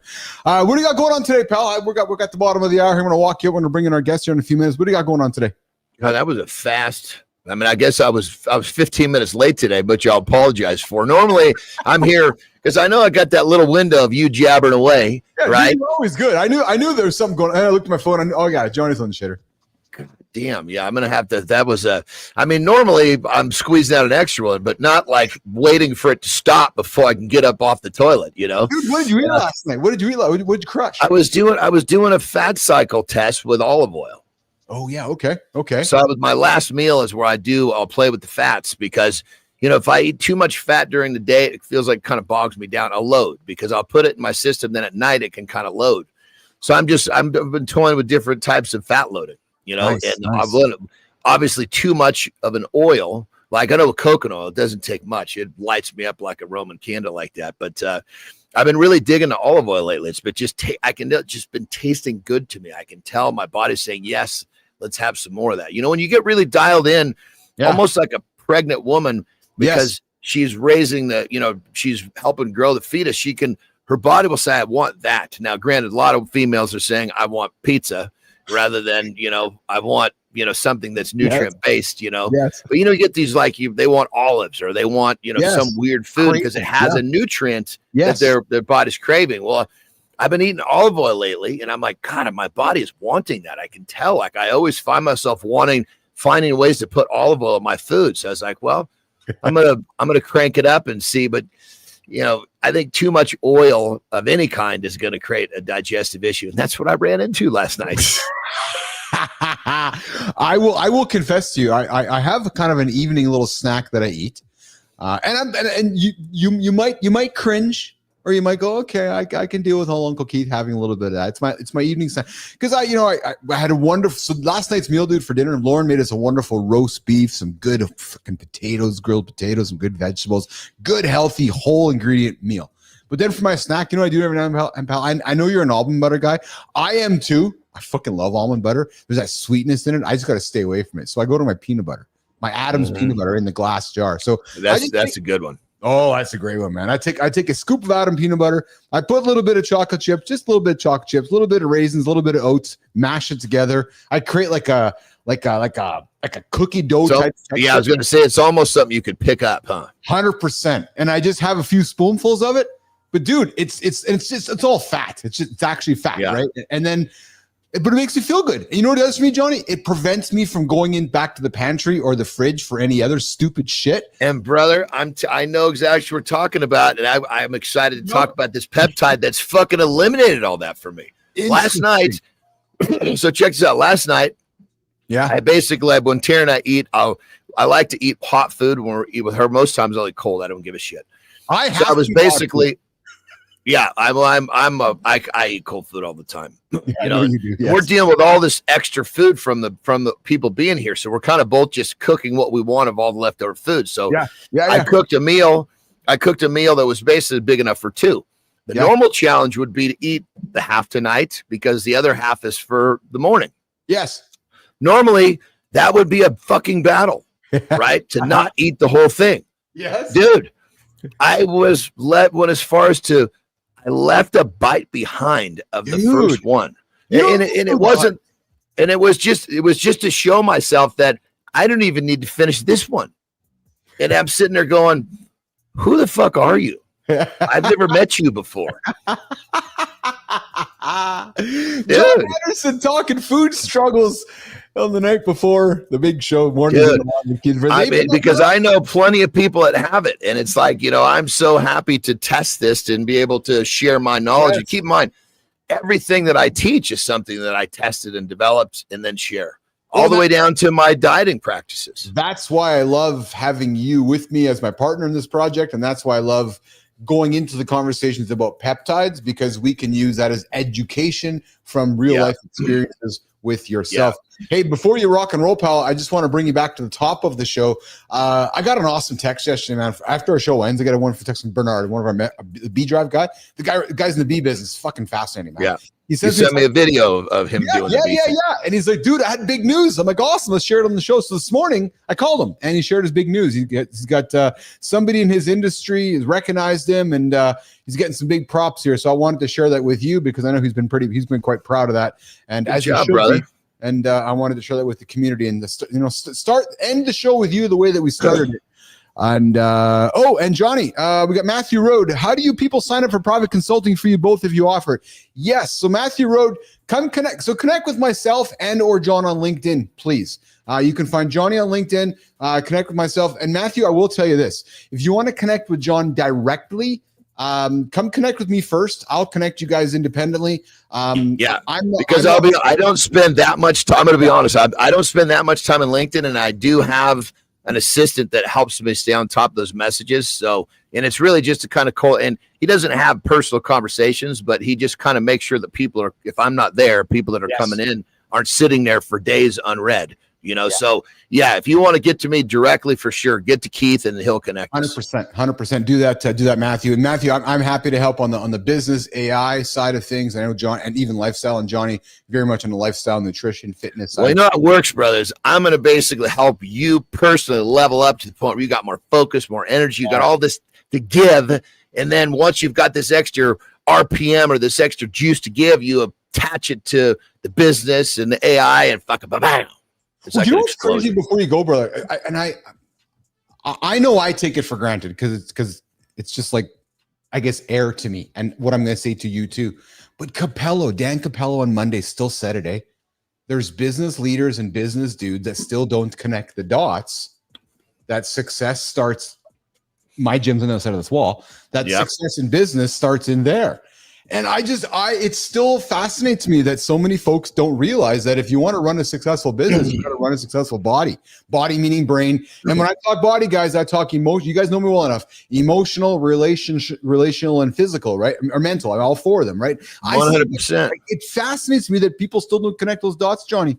Seriously. And it's 100%, you know, and part of the problem is that people think, oh, you know, it's hard to get in shape. It's hard to stay there. Well, no shit, because you're fucking doing it wrong. When you come to somebody who knows what they're doing, like under my wing, it's either going to be 6, possibly 12 months, and you're going to learn everything you know. You're going to be self-sufficient. That's what you need to find is self-sufficiency, not just some order to follow for the rest of your life. That's not a way to level up. Yes. Well, and I will offer this too, guys. You know, read between the lines in all you want and what I'm going to say next, whether you're hearing this live or you're hearing it after. If you're looking for a quick fix with Andersen and Bilous, go to another show. Like Keith and John don't do this every single day for not a reason. This is life. So if you want to be successful in life, it is an everyday thing. This is a 6-month commitment to John or Keith, or 12 months or 18. This is not a, hey, Johnny, I need to get 6 packs for my fucking vacation in 2 weeks. He's going to say, really good for you. Go talk to somebody else. Right, because guys, life and big and to change life, this is a long-term transformation. This is not a quick hit, Andersen. You know, brother, this is kind of interesting because we've never really looked at it this way, but this show is really boiled down to be the dynamic duo of Keith and John. Yeah, you know what I mean? Yeah. And absolutely. Never really looked at it like the fact that you and I partnered as a coaching tandem. You know, my specialty is helping the person level up. So he's got more energy, more focus, more time. Yes. Right. Then I pass them to you where you can basically take your knowledge, AI and business, and help 100%. That person really. Yes. Dude, this is the coaching combo that we never really looked at. This is the combo right here. Well, there's no between the two of us. It's like that thing of starting a business. I've got this section nailed. You've got this section. It's 100%. A perfect fucking thing. And it can be like a 6 month with me. They finish with me. They come to you for 6 months, and they are a fucking evolved creature in life and in business. Hey, Nation. So the big guy there, he finally fucking turned the lights on. Like he finally realized that the business athlete was like, yeah, Andersen, it's been in front of you the whole fucking time, man. I'm the businessman, you're the athlete, man, and you put us together, and we're the ultimate business athlete. So yes, I'm with you, pal. And nobody. Well, no, I understood the concept, but we've never laid it out like, look, if you want to level up, here's your coaches, the two of us. Yes, you're coming to me for the first 6. You're coming to Keith for the second 6, or possibly even overlap a little bit if we need to. But you know, we've had different concepts that we've talked about, but never this one single simple vein that is really, really easy to understand for people. Yeah. Well, and listen, guys, you know, as Keith and Johnny, you know, continue with this here, before we're going to bring in Nora DiNuzzo here in a quick minute. It's true, guys. You are not, so there's 2 things happening right now. You're not getting, there is not another morning show on the planet that happens like Keith and John show, period, point blank, period. Secondly. And then secondly is there is more than likely not another coaching experience that you could get from the Mornings in the Lab business athlete team from Keith and John as well. You can go find an athletic coach, a fitness coach. You can go find a business coach, and you've met a lot of them on our show. But I'm going to invite you to find a package where you get both, right? Where you can go and get your business taken care of, your everything in business through my experience, and everything from a lifestyle, health-wise from John's experience. So, and we're not giving you shit. We're giving you stuff we've been through. So stuff we're going to keep talking about, and stuff we'll keep throwing on the table with Keith and John here on Mornings in the Lab with Keith and John, getting after it every single day. So Johnny, I'm going to bring Nora in. I'm going to walk you out. She has had a catastrophic morning like Jimmy, and well, clearly your ass as well. So you get out of here.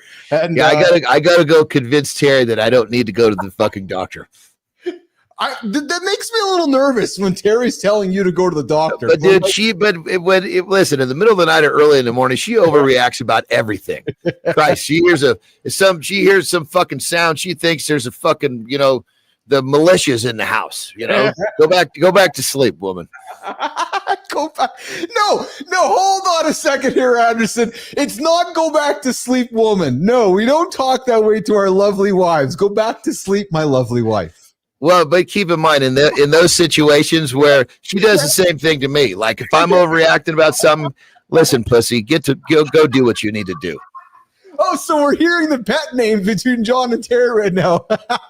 Yeah, I mean, she'll call me a pussy if I'm reading something wrong. She'll stiffen me up, and I'm happy. You know, when I call her woman, it's like saying, "Hey, you need to listen."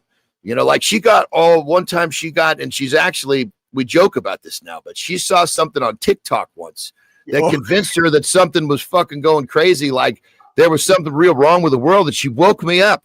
We were in a hotel, and I was like trying to get a grip of like, what's going on? And she's like telling me this and telling me that. And I was just like, woman, trying to get a hold of her, you know? And I said, look, if this is happening, we'll turn on the TV and CNN will be talking about it. So do that right now. You know, but until I called her woman, she wouldn't turn on the TV. Good thing she's getting her sources of truthful content from TikTok. Dude. Andersen. Well, that's what I'm saying. You know, there's that part of like that when you're almost asleep or just she was just falling asleep where your mind is so she hears something in the house. In her mind, it goes from, oh, it was nothing to the worst scenario on the planet, right? Well, but it happens not just her, it's people. This is what happens. I know. And so when I'm doing some stupid shit like that, she calls me a pussy. When she's doing that, I call her a woman. Oh, man. This is funny, man. This is funny. And you're right, B-Drive. People pay thousands and thousands of dollars for the access and the knowledge that Keith and John drop here every single day for free.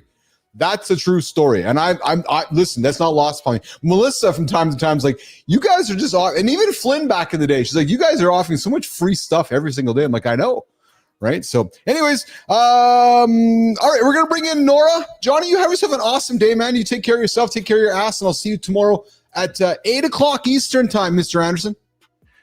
I'm with you, brother. I don't listen. I don't like to be fucking late. I bust myself up for that. But I figured me being a few minutes late is being better than creating some sort of an accident going out on live fucking television, so to speak. It's all good, brother. You have yourself a good one. We'll talk to you along the way. Okay, pal? You got it, brother. I'm looking forward to your scans of your skull whenever you get to them.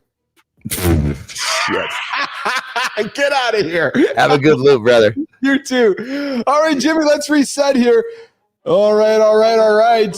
We got somebody coming up who has had a catastrophic morning. I see her. Uh-oh, Jimmy, did we lose her? Let me see her. Oh, no, I still see her there.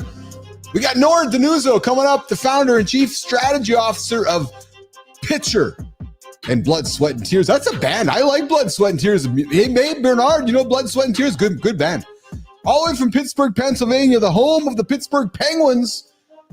Her expertise is growth consulting for small to mid-size businesses and agencies. Notable achievements, she's got over 15 years in advertising, leading growth and business development, and she's founded Pitcher in 2021. Jimmy, let's bring her up. Morning Live with Keith and Friends is excited to bring in Nora DiNuzzo without the headphones. What happens when a former advertising VP decides that small businesses have worked too hard for growth to be this hard? Every day, ambitious entrepreneurs hit invisible walls that stop their momentum cold.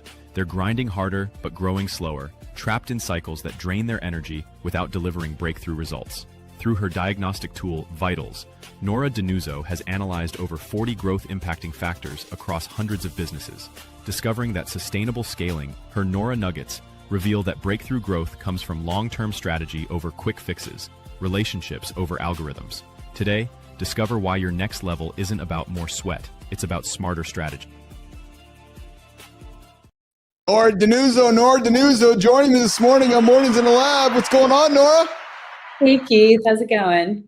How has your catastrophic morning gone? And hey, I'm just going to say this to you. There's no reason for you to be any different. Johnny Andersen, my co-host, was running 50 minutes behind because of some olive oil that got through his body, so he was delayed. Jimmy, because it's Jimmy's first day on the job, decided to forget a bunch of things that we do every single day. So, it's been catastrophic for all, except for Uncle Keith. He got to bed in good time, was up and getting out of here today. My first guest couldn't figure out the instructions, and now you had some trouble with the instructions. Dude, what's going on a Wednesday here on the planet? Nora DiNuzzo. What's going on in the universe these days when things like this happen? I'm like, what is up, universe? So yeah, I don't know. Well, Waste Management decided to hit the Xfinity cable lines this morning in my neighborhood while collecting trash. So I had no internet. So then I had to drive down into the city into my co-working space. So yeah. Well, thank you for the effort. Thanks for joining me on the show here today. So grateful to have you on the show here with us today. So, I got to look here. As I was doing my little research, and for your appearance here, we obviously, did a little bit of community corner celebration. I hear you're a researcher. Hit me. What did you find? Nora's Nuggets, eh? So, who is the crony were they self-described Nora's Nuggets, or did somebody say, "Oh, that's a nugget from Nora"? No, multiple people call them that, and I'm like, love it. On their own accord. I'm like, oh my gosh, what is this? So yes, I guess everyone loves alliteration, but yes, I do drop the nuggets, or like I like to say, sprinkle the seeds. There's this really good GIF that's like, it's like sprinkling the seeds. So yeah, I'm more of a farmer, if you will, than a hunter. We can talk about that. I like that. Yes, yeah. Definitely we talk about sprinkling seeds here all the time on the show, because we're all about life expectancy work on this show, because we know that if we as humans are having, if we're spreading the seeds, we're all living a little longer in life. So, that's what we like to talk about often here. Show. Where are you joining me from today, Nora? Like literally, where are you here today? Oh, I'm in Pittsburgh, Pennsylvania. And I'm glad that you said home of the Penguins, because a lot of people would lead with the Steelers. You're Canadian, yes? Yes. So you're thinking, yes. We love the Penguins. Oh my gosh. So when they did their first first of like the generation that I'm in, Stanley Cup run against the Red Wings. With Mario. Yes. This was Sidney Crosby's time. Like I'm 41. So like I wasn't here in Pittsburgh for like the Mario Lemieux days, but like the Sidney Crosby, days, that run of the Stanley Cup. So we would walk up from our apartment to this dumpy little bar called Silky's, and they had like a tiny little TV on an AV cart that they wheeled onto the sidewalk, and everyone would like pull around on the sidewalk watching it. And we watched like Game 7. I think it went to Game 7. Oh, I love it. I don't get a chance to talk a lot of hockey with my American friends, so this is awesome, man. This is so what brought me to it is there's some news in your market these days that Lemieux might come back to the ownership group of the Penguins again, which is pretty fascinating, actually, which is pretty cool. So he's so big in our community here. Yeah, I mean, right? There's so much he does here, and quietly too. He's like, he's like just a really cool, quiet like presence here. And I think Sidney Crosby is like he's following in his footsteps. So I'm a huge fan of Sidney Crosby as well here. So speaking of huge fans, dude, so I got to tell you, man. So the name of your company, Pitcher and Blood, Sweat, and Tears. So you said you're 41. I'm 53. I grew up with an awesome band, Blood, Sweat, and Tears. See, I wasn't of the era where I listened to the band, but the name is based on the idea. I worked at advertising agencies my whole career, and the idea is that I was with all those founders that poured their blood, sweat, and tears into building those companies. Yes. Literally, they missed their kids' baseball games. Yes. They went through the divorces. They went through like the drug and alcohol problems, like all to like build this business that at the end of the line has no value. You can't sell it. You can't retire. Like, what is that? And so the idea being is like, I want to help those people that I worked with my whole career get something out of what they've built. And so that's what the name means. That's what it's about. But also a cool band from the 70s. 100%. So I took a different path. I would not expect you to know my story, but I was also in the advertising marketing industry. I built a social media company. I sold it to Aegis Media, who then sold to Dentsu and was part of, obviously, the big three holdcos. Yeah. You did holdco. I was always indie. I'm indie AF, only indie. So so I built big social company, exited for 50 mil. And so I was one of the guys who did the exit, and one of the guys, but I was also one of the entrepreneurs who did the journey of divorce and all that stuff. So I can relate to, but I wasn't doing it for somebody else, where I find many people get mistakes. I'm going to go work for that company, make a bunch of money for them, and go, hold on a second here. Why don't you go do it for yourself instead? Right. So yes, Keith. Yes. So I stopped kind of counting after 50 million. I'm sure it's now somewhere between 50 and 100, but I made other people 50 million. Yes. While I worked for them. And then you kind of have a realization one day and you're like, I could just make like a fraction of that for myself. And that would be pretty cool. Yes. But I will tell you, because I got this conversation coming up tomorrow or later this week. The That's actually not, so to the outsider, it's the big deal. But that was the Friday for me. The Monday I showed up and I was like, okay, I'm still fucking lost.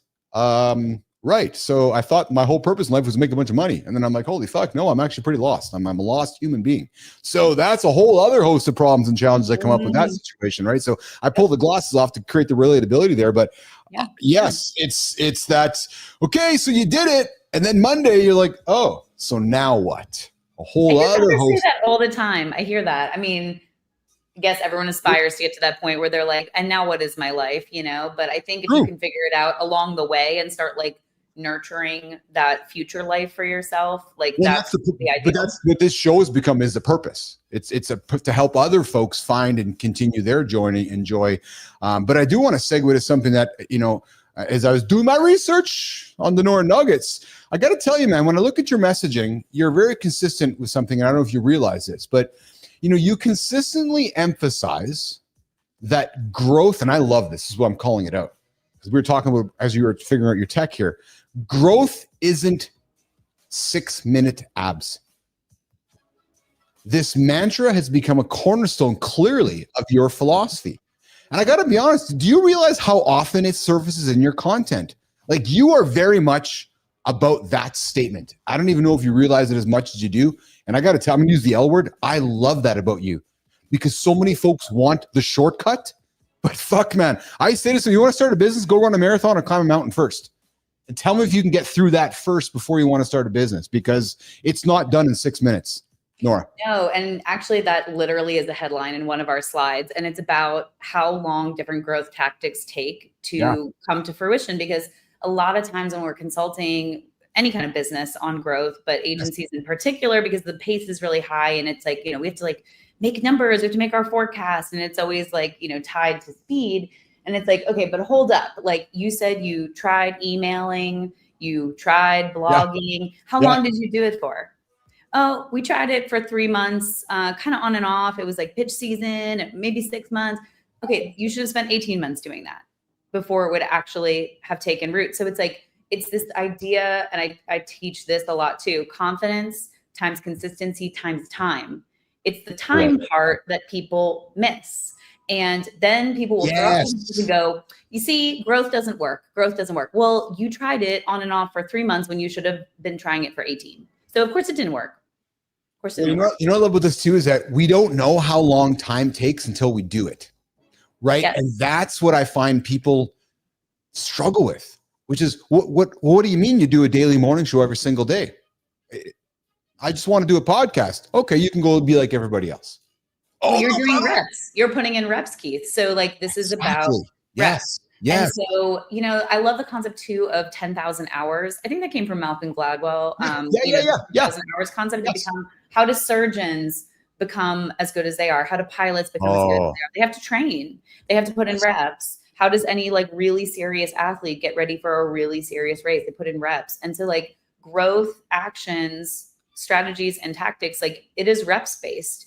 You will not hit millions of dollars in your forecast unless you put some process in place and you just do those reps consistently. When you stop and you start and you stop and you start, it's like a flywheel. It's heavy to get it moving. It's hard to get it moving, but once you get it moving, then you have the momentum. When you kill your momentum all the time by stopping and starting, of course you're not going to have success.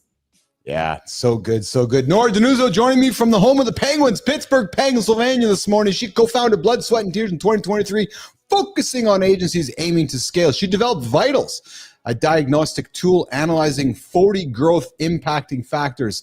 She consulted over 100 Black-owned businesses through the Reparations Race Initiative. But Nora, I want to lean into Vitals for a few moments. Talk about this tool you've created and the value that it brings to the market. Yeah, thanks, Keith. And I have to give credit to my co-founder, Eric Brown, who's not on the show with me today. But Eric and I talked about the need for diagnosing before you prescribe. Like, to do another medical analogy, if you go to a doctor with a headache, you don't want them to just cut your head right open. You want them to figure out what's wrong with you before they prescribe the solution. Sometimes it's Tylenol, sometimes it's brain surgery. So that's what Vitals does. Basically, everyone who is not growing as fast as they want to be can see it in their P&L. You can read it right there, plain as day, but most people don't know why.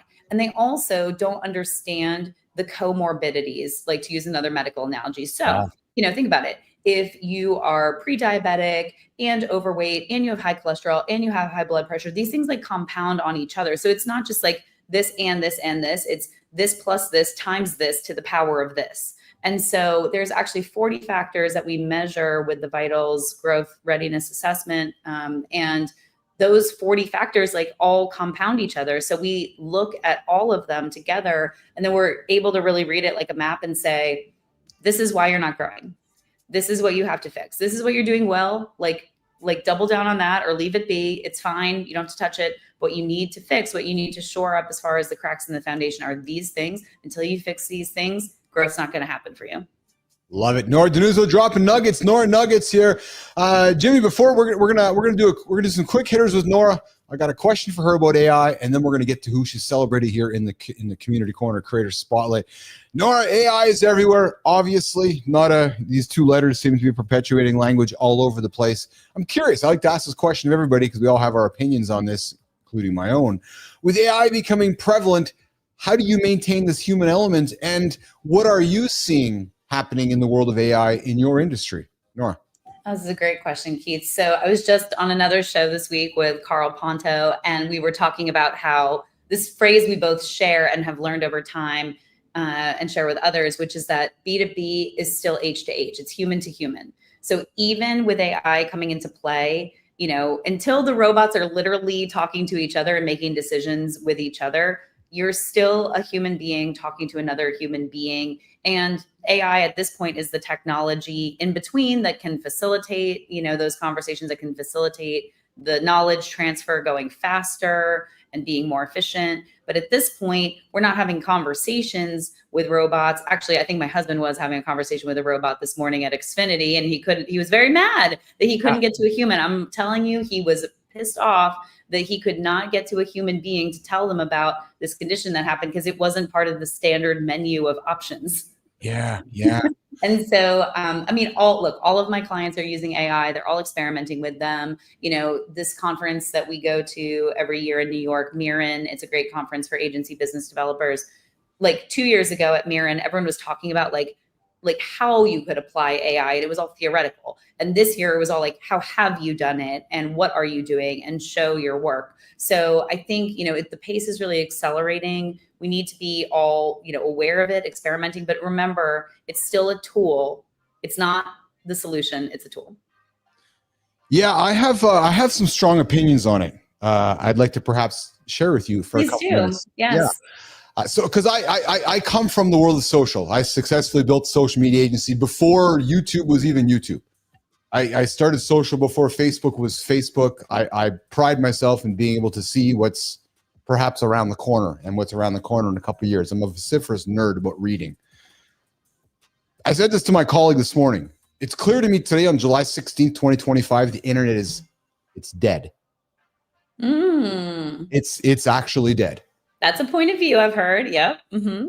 And I'm now more convinced than ever it's dead. How do I know? Because I'm doing something not many people are doing. I do a day. So I'll put it out there for you. I create 40 podcasts a week. Think about that for a second. Unbelievable. I'm not saying that braggadociously. I'm saying it because I'm spending a bunch of time learning and reading and learning and reading. And because of the content that I create, I need stuff to talk about, and I need content to create. And it's quite incredible how quickly the news and the internet is dying, and people aren't really paying attention to it. And I can tell you that, with all respect, there's more AI talking to AI than we don't even think about. I don't know if you've used Perplexity's new comment. I don't know if you've used Perplexity's new comment browser, but I used it here in the last week, and it's an actual game changer. So, you don't need an app anymore. You don't need a website anymore. It all happens in the chatbot. So I log into Perplexity, and it goes into Higgsfield. It goes into all my tools and does it all for me. It does it all for me. It logs into LinkedIn on my behalf and talks to you. It logs into X and does it creates all my lists. It does actually everything for me. My interface, true story, Nora DiNuzzo, because I am fucking doing it myself as a human being. I sit in one chat box, and it does everything for me, and I wouldn't cut the grass.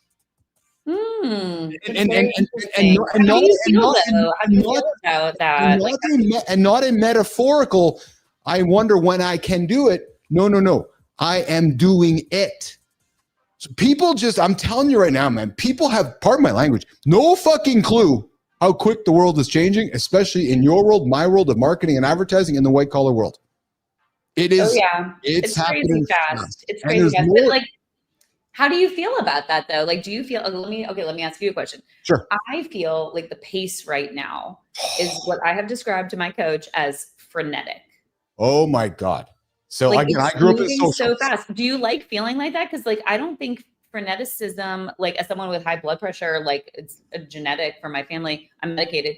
Like, I don't like feeling frenetic, and I don't, it actually like messes with like my heart rate and stuff. Like, do we have to feel frenetic in this? Oh, that's a great question. And I'm glad you asked it. And it's timely you ask it. Cause I just spent the last weekend. I had a weekend of learning. What I mean by that is my family was gone. I literally sat down for about 48 hours and I learned some things that I needed to learn in order to grow this business. So to answer your question about frenetic, it hit me yesterday. I was like, holy fuck, I need to step back. The pace at how things are moving quickly. Like, I got to be honest. There's a lot of folks that are out there fucking golfing, going out there doing their shit. You guys are all getting left behind, man. And I'll say this to you, not to you, but just rhetorically. To people that are like dabbling in social media, like social media is not social anymore. There's no such thing as social media. It's gone. It's AI talking to AI, bots creating bots, bot creating content, talking to bots, my bot talking, like social media is gone. My point is this, is that folks that are just dabbling, I'm going to post a picture about my fucking meeting yesterday, or I'm going to go create some content, just stop. I'll tell you why. Go spend time with your family, because you're going to lose to people like myself, Gary Vee, professional creators that are making content. Not like, social's gone. We're now broadcasting content. So back to frenetic, it is frenetic. But this is no different than when I started ICUC and sold it for millions of dollars. You're either in or you're out. And there's that's true. I think that's for everyone to decide. How 100%. Yes. How are you? Yes. How are you? And what's the cost? Like, so with growth, there's always a cost. Absolutely. 100%. Every pitch you do, every time you get on a plane, everything you say yes to, every speaking engagement, that all has a cost. It has a health cost. It has personal costs. You've lived through some of those personal costs, you know, so every single person has to weigh this. What's important to you in this world? Is it important to build an empire? Is it important to you to have really tight relationships with your family or friends? Is it important to you to have children? Exactly. Yeah. Great. I'm not here to judge. I'm not here to judge. No, but I'm glad you're saying that. But I'm glad you're raising that, because again, I'll talk to folks go, oh, I got to do this. I got to do this. Got to do this. And then they'll dabble. And I'm like, stop dabbling. Because if you're dabbling, you've already lost. You can't dabble into it. This world's moving too fast right now to dabble. Go spend time with your kids, or go be a father, or go be a dad, or go be a mother, right? But to dabble, I don't think works in 2025. I really don't. But I think you're totally right. You're totally right. I'll share with you. My husband used to work for Havas. Like, he came from. Yeah, there you go. So same thing. Yeah. He quit his job in October of last year. He's a stay-at-home dad now. He's good for him. He's freelancing on the side. But yes, we could not both be that frenetic. We could not both be that frenetic 80 hours a week. It was like Lord of the Flies at my house. Like, we taught my 5-year-old how to make toaster waffles. And we were like, what is this? Like, why did we even have kids then? Literally, like, why? You're bang on, Nora. Yeah. No, you're so right. And I'm glad you said that, because, you know, and I'm glad you related back to frenetic, because if you don't want to be frenetic, then don't, because you can't dabble and be frenetic at the same time. You're either in or you're not, especially how fast the world's moving right now. Like, there was things that I did last week that my team said to me 2 weeks ago, imagine if we can do this. And yeah, one day. And then all of a sudden Friday, okay, we can do it now. Right. And it's just the pace at how quick things are moving. Right. Yeah. Unless you're in it, you don't really see it. So, but listen, let's do some quick hits, and then let's celebrate the person you put on stage, which is why you're here today. Does that sound good to you? Yes, that sounds great. Great. Biggest Nora nugget in life.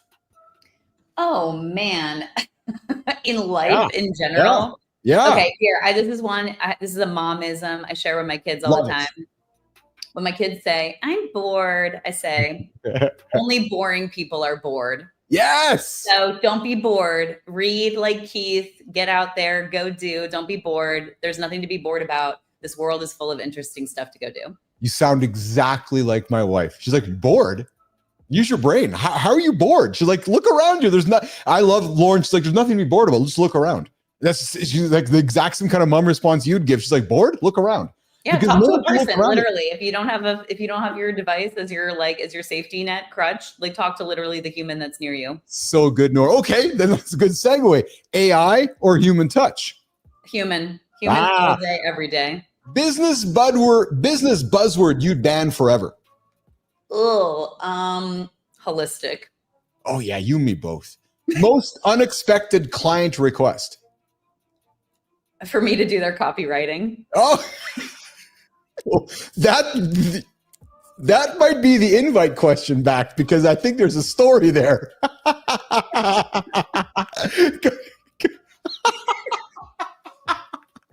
You've lived in my world, so you know why I'm just like, but I'm not a copywriter.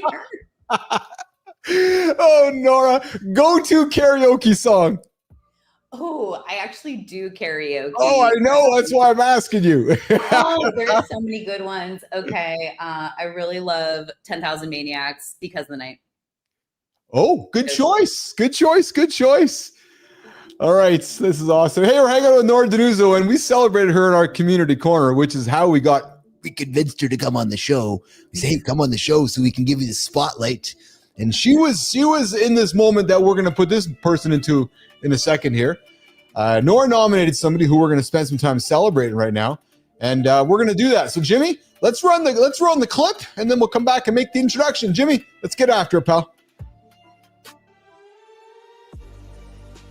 Why do some of the most talented people in business struggle to be seen, while others with half the skill command loyal followings and premium prices? You pour everything into your work, crafting what you believe are powerful messages, but they seem to disappear into the digital void.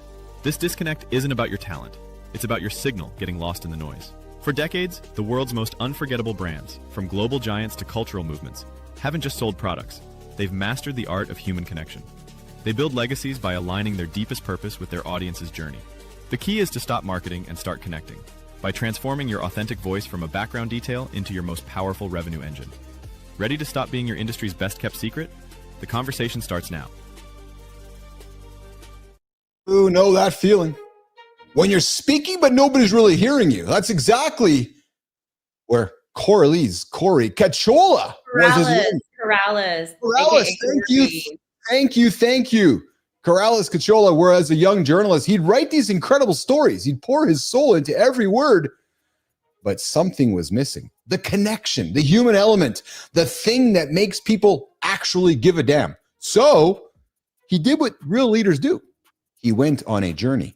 Love it. From newsrooms to Nike boardrooms, from community banks to Web3 startups, 25 years of discussing and discovering what makes humans tick, what makes them trust, what makes them buy, what makes them believe. Now he's the secret weapon for founders who are done playing small, because here's the real talk.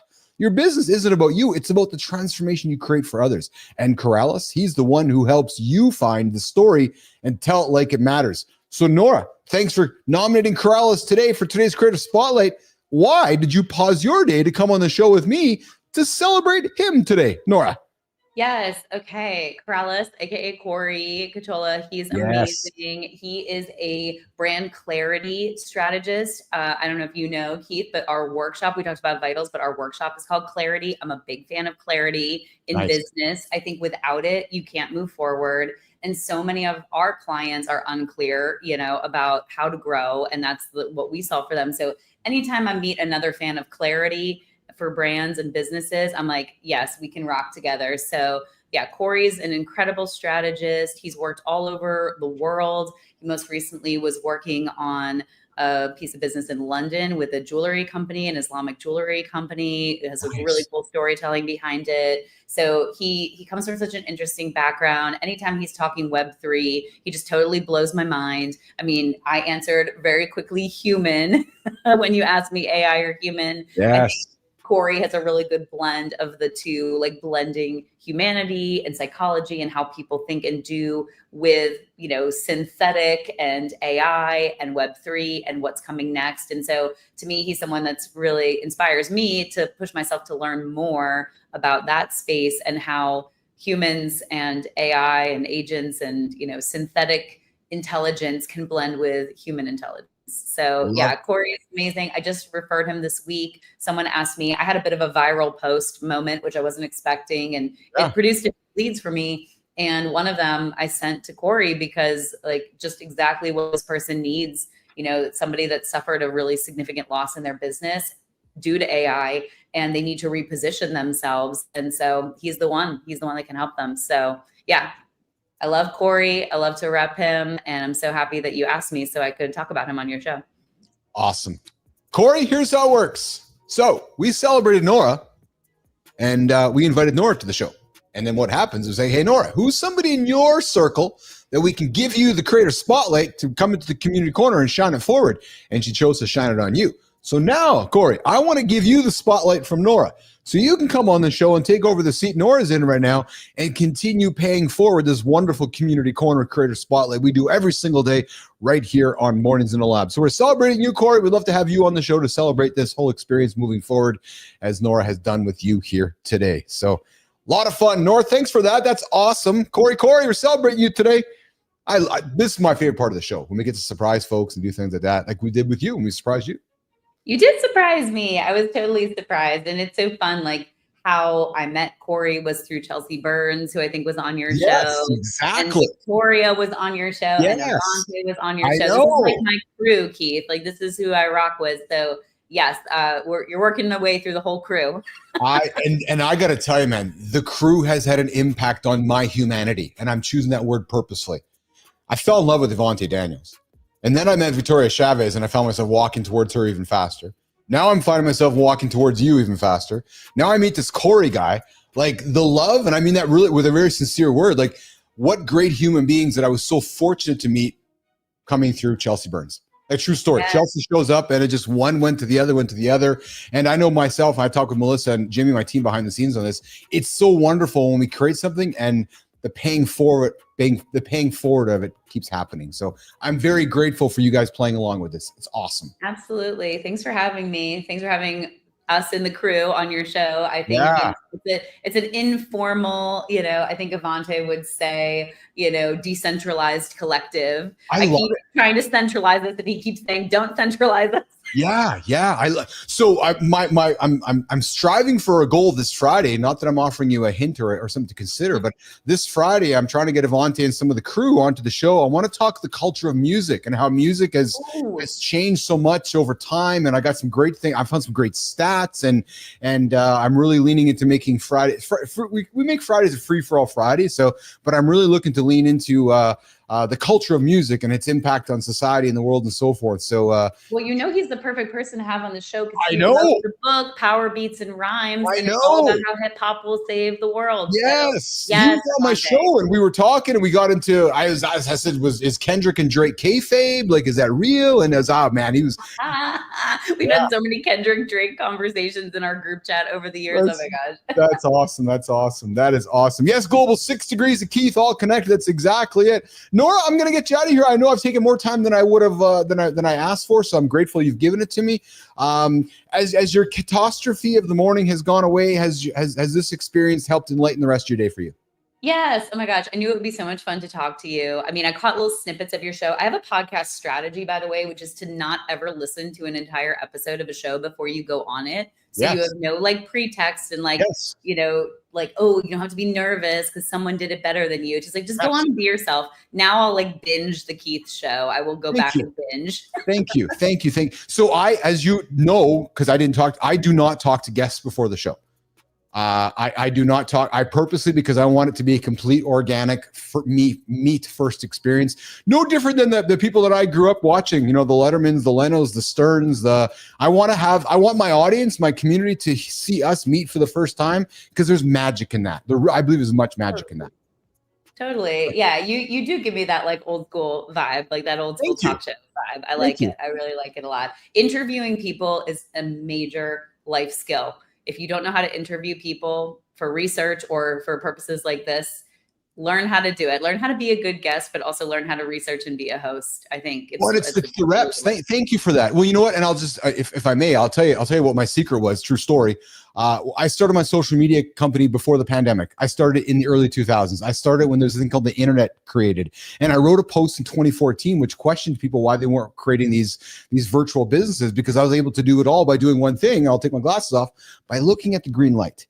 Because I learned that if I can look at the green light and talk to you, I could convince my stakeholders, my employees, my customers, anybody I talk to, that they could buy from me. I ran my entire business the way that you and I are speaking this way.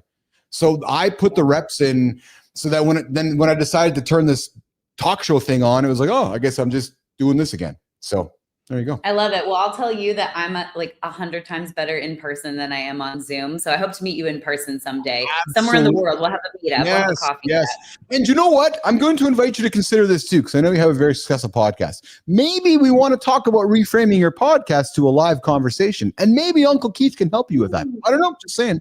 Ooh, yes, we should talk about that. We should. We've been starting to record a little bit, but like, man, it's hard. It's hard to make the time. Like if you should, like my calendar, I have this is a great use of AI. I'll give a little rep for VimCal here on your show. So VimCal is this AI-enabled calendar that Eric and I use, and it converts the time zones. You can like drag and drop your time slots to people. It just makes it really fast to communicate on scheduling, which I swear is still 25% of my job is just going back and forth on when should we have a meeting. But last year, it does one of those like Spotify wraps at the end of the year. Oh, nice. And last year, this was like disgusting. VimCal told me that I had 1,600 hours of meetings. I did an FTE of just calls last year, which is why I don't have time to make a show. Yeah, we're going to have to talk about that actually, Nora DiNuzzo. We're going to have to talk about that. I think Uncle Keith can provide you some advice on that whole experience about meeting too much. But Nora, where can folks connect with you, find you, engage with you, and hire Nora DiNuzzo? LinkedIn, baby. Come find me on LinkedIn. I'm probably the only Nora DiNuzzo on there that I know of. So just, Google. Well, it's not even Google. I don't know. What is it? LinkedIn me. Yeah. But I'm about to go on vacation, y'all. I'm actually about to take a vacation. So if I don't get back to you, it's not that I'm ghosting you. It's not that I'm ignoring you. I mean, if you're pitching me crap, then I'm ignoring you. But if you're like a legit human that wants to have a chit chat, I'm not ignoring you. I'm just having a vacation with my family and my kids. So, trying to walk that line. I love it. I love it. I love it. Nora, I'll leave you with this comment from Global. More than a decade on YouTube. This show's the best. Yeah, true story. Just telling you. Just giving you the nugget. Facts, baby. # facts. Nora, I appreciate you. Thank you for joining me today. Enjoy Pittsburgh, and I look forward to meeting you in person one day very soon, okay? Awesome. Thanks, Keith. Thanks, awesome. everyone. Right. Nora, Jimmy, let's walk her out of here. Let's get after it. Let's continue. Jimmy, we're going to, boom. We're going to, man, we're gone overtime today. Big time overtime. All right. So Jimmy, we are going to do, I'm calling an audible, Jimmy. I'm calling an audible. Let's get to the next creator spotlight, and then we're going to wrap it up. So we're not going to do the full community corner segment today because Darkwing Duck, put the glasses back, dude. We're literally here for the glasses. Yes. Well, hey, that's what I got them for. All right. So Jimmy, we're going to do, we're going to get to, I see Kevin there. Oh, did I reveal him? No, I didn't reveal him. All right. So Jim, let's get here. All right. Boom. Okay. Let's go to the creator. Let's go to the community corner, the creator spotlight. Let's run the B-roll for this one, Jimmy. Let's get after it.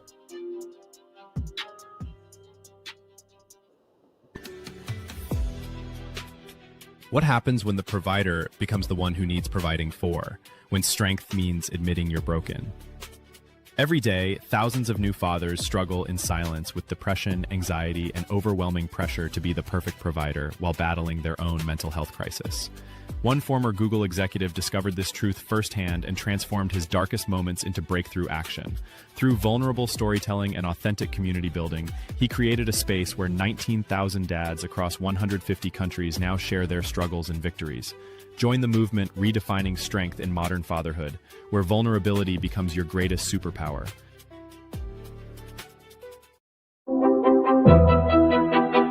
Imagine sitting on a park bench, crying every night, wondering why you don't love your newborn son. Oy, oy, oy. That was Kevin McGuire's reality after his second child was born. Instead of hiding behind the typical "I'm fine" facade. Hey, why do we sell facade facade? I always wonder when I hear the word facade. I'm like, facade, facade, it's kind of the same, isn't it? Anyways, instead of hiding behind the typical I'm fine facade, facade, he did something revolutionary. He told the truth. He discovered he wasn't alone. Up to 1 in 4 fathers experiences paternal depression. Today, Kevin helps 19,000 dads worldwide have the real conversations we've been avoiding for generations.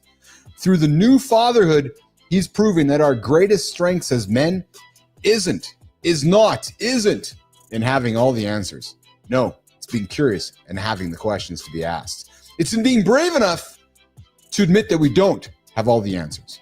So Kevin, here's how it works, brother. Would love to have you on my show. True story. Yep. Love to bring you on to the community corner.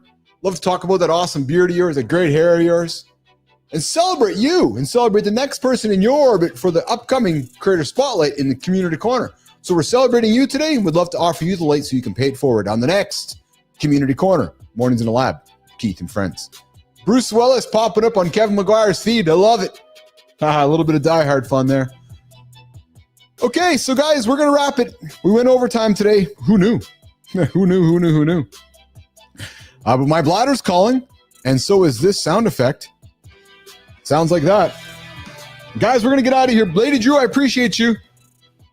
Always remember that there is never shame in requesting the true assistance one needs. There is only shame in not doing it. That is an absolute true story. Also, Lady Drew coming in saying one can be a pay member from different financial levels for Keith's show, and he has a store in his site and for this show too. True story. Absolutely. You guys can subscribe. I invite you to subscribe to our channel, like, subscribe, comment on it. The community is free. We do have some paying options, which I would invite you to. So if you're finding value in these experiences, would love to have you as a paying member. No question about it.